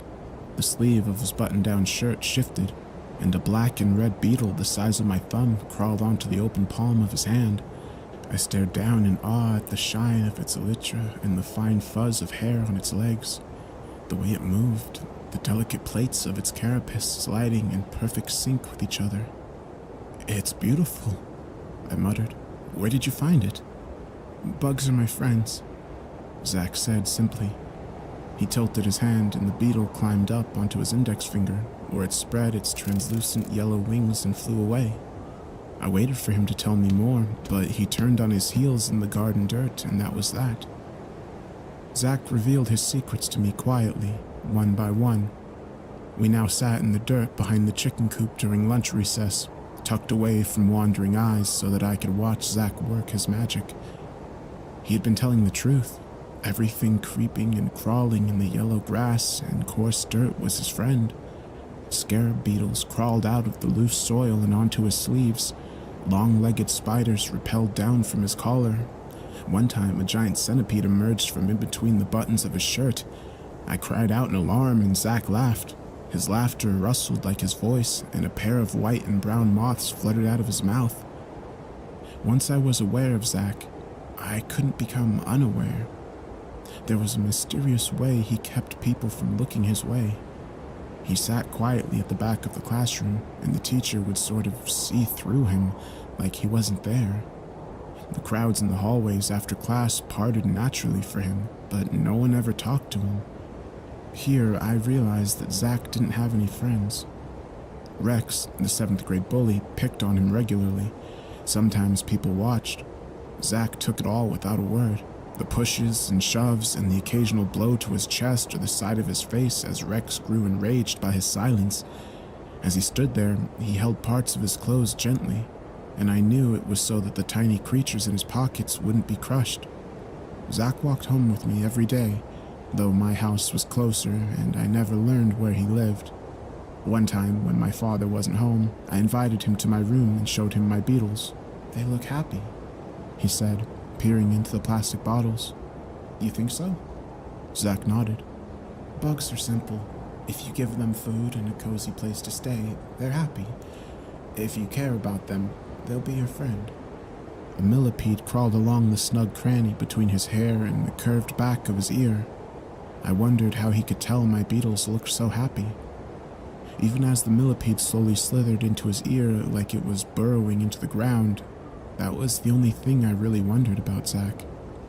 One day after school, he quietly took me to the old town cemetery. I followed him through the yellowed grass until we stopped at the foot of a small granite gravestone. I stepped up beside Zach and read the thin white inscriptions. Zach Wilson, 05/03, 1999, 08/17, 2010. A heart of gold and the voice of an angel. I looked back at Zach. His smile trembled and he looked nervous. I waited for him to say something, but he held on to his silence. "Is that you?" I carefully asked, unable to come up with anything better. He nodded curtly. I reached out and touched his shoulder, just to make sure that I could. The folds of his shirt, the cool skin underneath. Once I was absolutely sure he was there, I let out a small laugh. "Why do you look so nervous?" Zach's eyes flooded with relief and he smiled again, his real smile. I don't know. For the rest of the afternoon, we sat in the graveyard dirt and played with the roly-poly bugs that crawled on Zach's grave. As the sun dipped and our shadows grew, Zach took in a small breath and began to sing. A gentle chill went through me as I recognized the song, Amazing Grace. If someone told me that was the voice of an angel, I would have believed them. When I went home that day, I waylaid my father on his way to his basement study and asked him where little boys went when they died. Bittersweet smile lines crinkled around his eyes, and he told me that good little boys went to heaven to meet God. I asked him if God ever let the little boys come back home. My father said heaven was their home. That next Monday, Rex the bully wrestled me down to the floor of the hallway for looking at Kate Michaels the wrong way. As the grimy bottom of his shoe ground painfully into my chest, I spotted Zach standing amongst the crowd. He stared down at me and then took a step back as if he anticipated something. The next moment, the hundreds of round black cockroaches swarmed out from underneath the lockers and scurried up Rex's leg. His face blanched and he screamed, and all the kids in the hallway watching us screamed too. Rex kicked his legs and shuddered in his gym shorts and bolted down the hallway sobbing. The swarm of cockroaches streamed after him. Zach peeked his head out from around the lockers and smiled. His eyes glittered with mischief. That evening, as we made dinner, my father asked me where I had gotten the bottom of a shoe-shaped smudge on my shirt. I told him Rex had pushed me down in the hallway. Then I asked if Rex would go to hell for that. My father said he had better seek forgiveness. I should forgive him? It would be very brave of you. You would be giving Rex an opportunity to become a better person. We ate dinner, and my father brought me orange juice, and as I drank it, he looked at the old photo of my mother in the way that he does sometimes. I was particularly tired that day, and my father tucked me into bed early. Tuesday morning, Rex didn't show up to school. Zach and I joked that he was still running from the cockroaches. Zach laughed and quickly covered his mouth before Kate Michaels in her passing could see the moth fluttering on his tongue.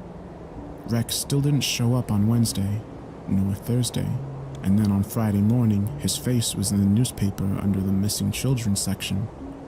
I thought maybe Zach had something to do with it, but he told me he hadn't seen Rex since the cockroach incident. He looked troubled when I told him Rex was missing. I hope someone finds him, I muttered. Zach smiled softly. Even after what he did to you? My dad said forgiveness gives him the opportunity to become a better person. It's a brave thing to forgive. Zach nodded. Last winter, a few kids had gone missing, and there had been rumors about everything from kidnappers to mountain lions. The same had happened a couple of years back. By now, parents were easily scared, so on Saturday, the sidewalks outside felt a little emptier. I'm sure the police are looking for Rex, my father said. Let's pray that they can find him soon. We spent the afternoon playing checkers at the kitchen table. We were on our third or fourth game when the doorbell rang. I went to open the door and was surprised to find Zach standing there. Zach, what are you doing here? Is Pastor Nick home? He quietly asked. My dad? Why? I need to see him. I turned to look at my father, and Zach squeezed past me through the doorway. Pastor Nick. My father looked up from the checkerboard, and then in an instant, his eyes widened and his face turned white as a sheet. His lips trembled, but no words came out. It's good to see you again, Zach said softly. My father bolted to his feet, sending his stool clattering across the hardwood floor. You, he stammered. How? Zach tilted his head. Wasn't it you who always told us there was life after death? In all my life, I had never seen my father afraid. Not even when he had forgotten the turkey in the oven last Thanksgiving and the whole kitchen got engulfed in flames. But now he was afraid, as Zach walked closer to him, step by step. Why didn't I make it to heaven, Pastor? My father pressed his back against the kitchen table and whimpered something that died at the back of his throat. Zach gazed up at him steadily as he slowly undid the buttons on his cuffs. Maybe God couldn't recognize me anymore, he said quietly. Not after what you did to me. He pulled up his sleeves and I gasped. Deep gashes circled his wrists and his forearms. white cuts oozing old purple blood like something had carved his arms into little pieces and then messily stuck them back together. His skin was gray around the wounds and pockmarked with red craters. As I watched in horror, maggots and beetles crawled out of the holes and crept along the open seams of his flesh. They were all his friends. I knew. As I stood there frozen and my father gasped for breath, Zach reached his hand up into his mouth and made a small sound, somewhere between a cough and a choking noise. I saw the soft skin of his throat tremble, and then a giant brown scorpion crawled out from between his open lips and onto the palm of his hand. "Tell me," Zach muttered as the scorpion raised its tail, tipped with a wicked black stinger the size of my thumbnail. "Rex is in there right now, isn't he?" My father cried and pleaded for mercy. I watched numbly. "He deserves forgiveness, just like you told your son. But you, Pastor Nick, are a pitiful hypocrite." He lifted his hand, and the scorpion leapt onto my father. My father screamed and clawed at his shirt, but all that was needed was a single swipe. A flash of the stinger. The scorpion rolled onto the floor at the same time that my father's knees buckled. Zach quickly knelt down and scooped up the scorpion in his hands, and my father slammed onto the floor, twisting spastically. My friend gazed down sadly at the scorpion's crushed carapace and flailing legs. "I'm sorry. You were so brave." He gently cradled the dying creature and looked up at me. "Rex is in the basement," he said, a sad smile in his eyes. "When you find him, will you let him know that I forgive him too?" I stared down at my father, shivering on the floor with his eyes rolled back in his head, choking and fighting for his breath, as Zach, who slowly slumped back against the kitchen table, closed his eyes. "Zach, it's been nice," he whispered. "It was nice having friends again." The scorpion wriggled weakly in his hands. Zach smiled. The rise and fall of his chest grew shallow and his face began to turn pale. The purple blood on his arms turned black. The earthly scent of decay filled the room, like the smell that came up from the worm farm. When the scorpion stopped moving, I slowly turned around, walked into the living room, picked up the phone, and dialed 911. Once I finished talking to the dispatcher and turned around, Zach was gone. A small swarm of white and brown moths fluttered against the light of the kitchen window. I opened the window, and they flew into the sky. The police found Rex tied up and drugged in the basement, where there used to be a storage space adjacent to the study before it was stripped bare and the door concealed using a bookshelf. The emergency medical technicians monitored my father until he woke up and then promptly put him under arrest. 6 counts of murder, they said. I told the officers what happened, but of course no one believed me. I moved to my aunt and uncle's house in the city and was enrolled into a new school. I would never get to learn if Rex ever went back to school. One day I took a bus to the downtown library and sifted through the newspaper archives until I found Zach's photo, from all the way back in 2010 under the missing children section. He was smiling in the photo and wearing the white and brown robe of the boys' choir at my father's church.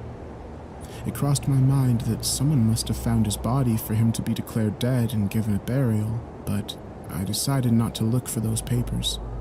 My aunt and uncle hate bugs more than most things, and things like blowflies and moths usually don't last a minute, but sometimes I spot the bugs before they do, and if I'm lucky, I can scoop them into a jar unnoticed and let them go outside.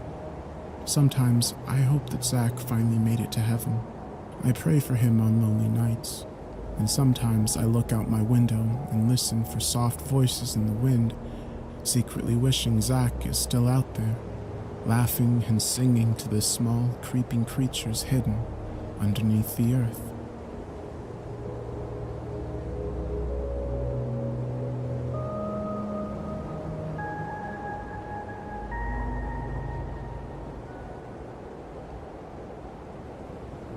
Hey everyone, so I recently put out a new project over on Audible, and it's called Child Roland by J.O. Nelson, who also wrote this story. So if you listen to the video and you like the story and you want to hear more of the author's stuff, I'll leave a link to where you can check out the audiobook as well as the book itself on Amazon. And if you want to help out the channel, be sure to like the video and subscribe. And with that said, enjoy the video.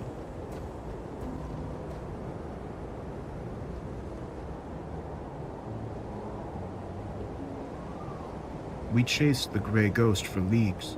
Across open ocean, we pursued her. Once a simple frigate, she'd been captured by a number of cutthroats only 3 nights prior. We should have turned back long ago, but our captain, Pal, insisted we pursue her. His brother commanded that ship, and he refused to leave him to the mercy of the sea. The crew members of the Harpy knew better, for during the night before, we'd seen the dead floating amongst wreckage and low-glowing embers of another ship that we knew. Many claimed to see the boyish face of Captain Pal's brother floating atop the dark waters of the night, illuminated only by the dancing flames and low-hanging smoke atop the waves. I too saw what the crew members believed to be the Pal brother, but his face sat in the dark that I could not be certain, and the captain refused to stop to collect the dead. His heart was filled with hate and pride, so we continued our pursuit at the cost of certainty. I was next to Pal one late morning. The ghost's mighty sail stood along the horizon, glowing with the quickly fading sunlight. A storm loomed overhead, darkening the waters and dampening our spirits. The men, upon seeing such a mighty work of the Creator making its way towards us, and the gray ghost's recklessness of sailing right into the heart of it, begged Captain Pal to turn back. We were not an armed ship. We had nothing but muskets and a few cutlasses to possibly take the ship back, or take the lives of those who Pal's taste for blood lusted after. It was a job for the Marines and Navy, not for a simple merchant vessel. "Nay," said Pal. "We press on." And so we did, pressing the Harpy to her limits as the wicked wind carried us into the abyss of the ever-haunting storm. I stayed below deck during that time. We tossed and turned, lifting from the waters at times, for hell itself opened up around us, and I felt the wrath of the banished and damned pulling at us to join them beneath the waves. I was not alone in my thoughts, for between the retching and cries of fear, curses flowed from the lips of my crew members against Powell, against the gray ghost, and against the Harpy herself. That is what hurt me the most, for I loved the Harpy. She looked after me many times, but I too felt the cold knife of betrayal she placed into the backs of her crew, laced with a poison as bitter as the Ides of March. I fell asleep sometime in the night, during all the chaos. I found it a miracle, but I awoke refreshed yet dizzy from the bouncing and buckling of the Harpy. When I stood on deck, the beaming rays of sun warmed my cold, sea-salted flesh. The crew murmured to one another from their posts. Their faces were long, pale, tired. They worked through the night, keeping us alive, and for that I applauded them. Captain Powell stood near the bow, his left hand behind his back, and his right holding his thin eyeglass. He stared out onto the horizon, watching intently. I studied him, but my gaze broke to see if the ghost sat within our grasp. The waters drew my attention first. They were still, flat, as if the Harpy skated across some form of ice. I could see beneath the calm waters, though, and knew that we floated atop an ocean. Never before, in all my years as a quartermaster, had I seen anything like that. I could feel the wind at our back. I could see the flat blue split beneath the weight of the hull, yet the wakes died out quickly, fading into nothing but calm water. Suddenly, an eyeglass was held out before me, resting in the hand of the captain. He smiled at me beneath his patchy red beard, his eyes darkened by the tiredness that came with the storm. "Take a look. She is still." I looked through his glass, studying the ghost on the horizon. Her 2 large masts stood looming tall, but her sails sat tight. She was, as the captain put it, still. The lack of waves did not move her, and she rejected the wind to carry her. It was as if she gave up the fight and welcomed us to take her back with open arms. "Hope," said the captain. "We have found our hope again." The sight of the gray ghost up close twisted my heart and stomach into knots, for I knew the ship, and knew her well, but did not recognize her when my eyes laid upon her. The wood that made her hull sat tarnished and grim. The storm peeled away what gray paint lined the edges. The masts were battered, and I could see that the sails were not wrapped. Instead, they were torn from the large wooden posts, taken by Poseidon and lost to the abyss. Nothing stirred on her decks. They were as calm and silent as the ocean. A trap. The captain sensed. Be on the lookout. I boarded with the party handpicked by Powell himself. We searched the ship and found no sign of life, or even that of death. The food stores were emptied. The gunpowder and muskets were taken. All that remained were a few pieces of meat on the former captain's table, rotten as the hope that festered within our hearts. An eerie sight it was, for the gray ghost became exactly what it was called. Captain Powell did not believe my party. He told us that the pirates were tucked away somewhere, that they had nowhere to go. I mentioned that I noticed the dinghies were missing, and they could have made a break for it across the open ocean. With the ghost sails gone, it would be their only option. Powell denied it. Only a fool would chance something like that. He sent another party to search, but they returned with the same results. Yet they warned of claw marks within the empty closets and storage space, as if there were prisoners trying to claw their way out.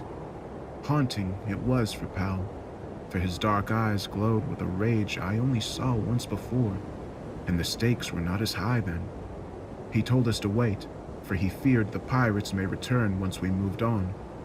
And so, we waited. I ate dinner with the captain that night. We mostly sat in silence under the candlelight of his large cabin. On occasion, he would ask me to pass the salt or make sure that my fish was cooked well. It was. It didn't feel awkward, though, sitting in silence. I found it calming. Most of the meals that I had with the captain were in a similar fashion. Yet that night the waves were as still as they were in the morning. The ship did not rock. The splashing and crashing of the white-capped peaks of water did not create an ambience. Instead, I listened to the sounds of not just my own munching, but that of the captain's. Powell finally spoke of the situation once we finished eating. Strange, isn't it? I believe that to be an understatement of the situation, sir. He leaned back in his chair, resting his hands in his velvet pockets. He shook his head. I believe John to be out there. I wanted to tell him that his brother perished, and the men knew it. I could see the sadness in his long face, and I did not possess the heart to present the truth. I nodded. I as well. Then I have your word? He asked, cocking his head. I'm sorry, sir? Your word that we do not stop until we find John. Aye, sir. I murmured, taking a bite of my stale bread. You have my word. Just as I finished chewing my food, a hauler came out from on deck. The captain stood quickly, throwing on his long, flowing overcoat. The pale green fabric appeared dark and corrupted next to the dim light of the candles. He gave me a nod, and I too stood, following him out on deck. The night was darker than usual. The night sky hung overhead as I peered up. Not a single star glowed within the night. A wall of black sat atop us, and its reflection in the sea looked as if the darkness itself were swallowing the harpy. Atop the crow's nest, a voice came down to the captain and I. Land, sir! I see land! I followed Powell to the bow, where he peered out into the darkness. There was no mistaking it. Land did sit not far off the horizon. It was a strange isle, one that had not been there during the day. A haze. The captain told me with a chuckle. The sun created a haze. That is where these cutthroats went. The isle, taller than a ship's mast, loomed over the calm waters.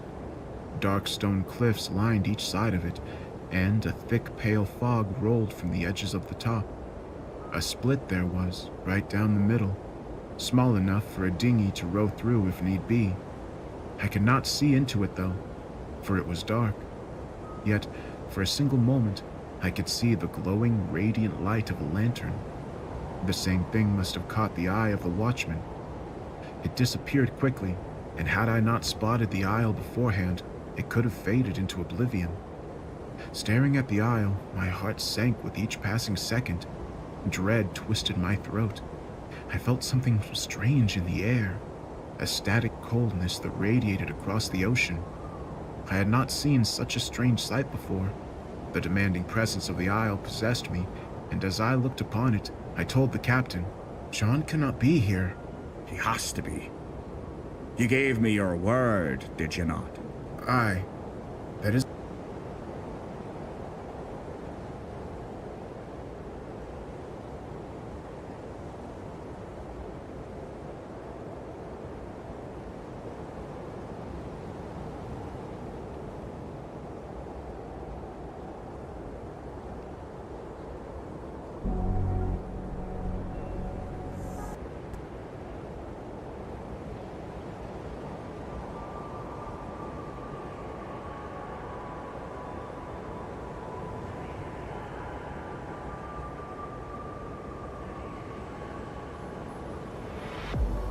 If I were to the sea, baby, I never say.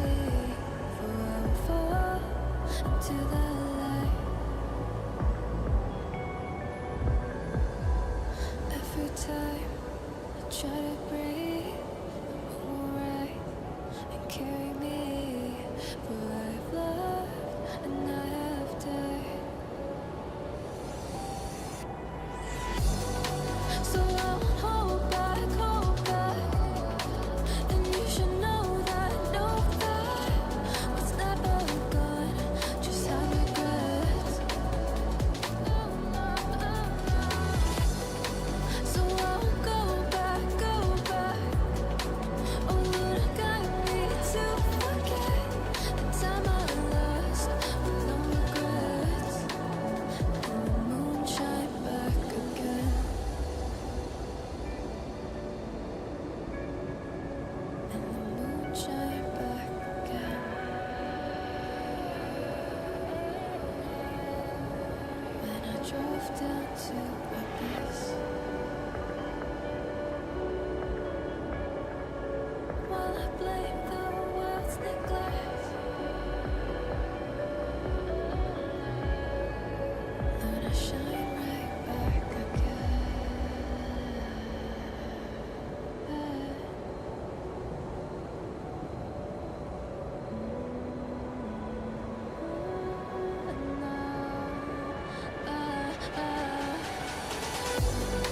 So I won't hold back, and you should know that what's never gone, just have regrets. So I won't go back, oh Lord, guide me to forget the time I lost with no regrets. Let me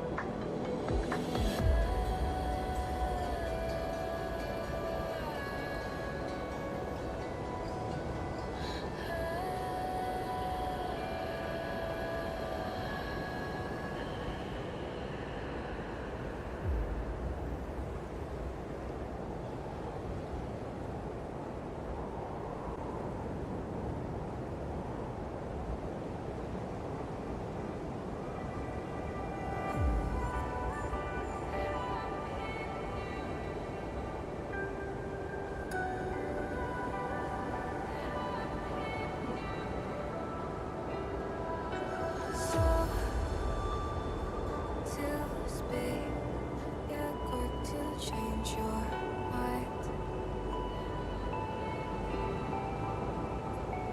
and I know it's me that followed you in blind.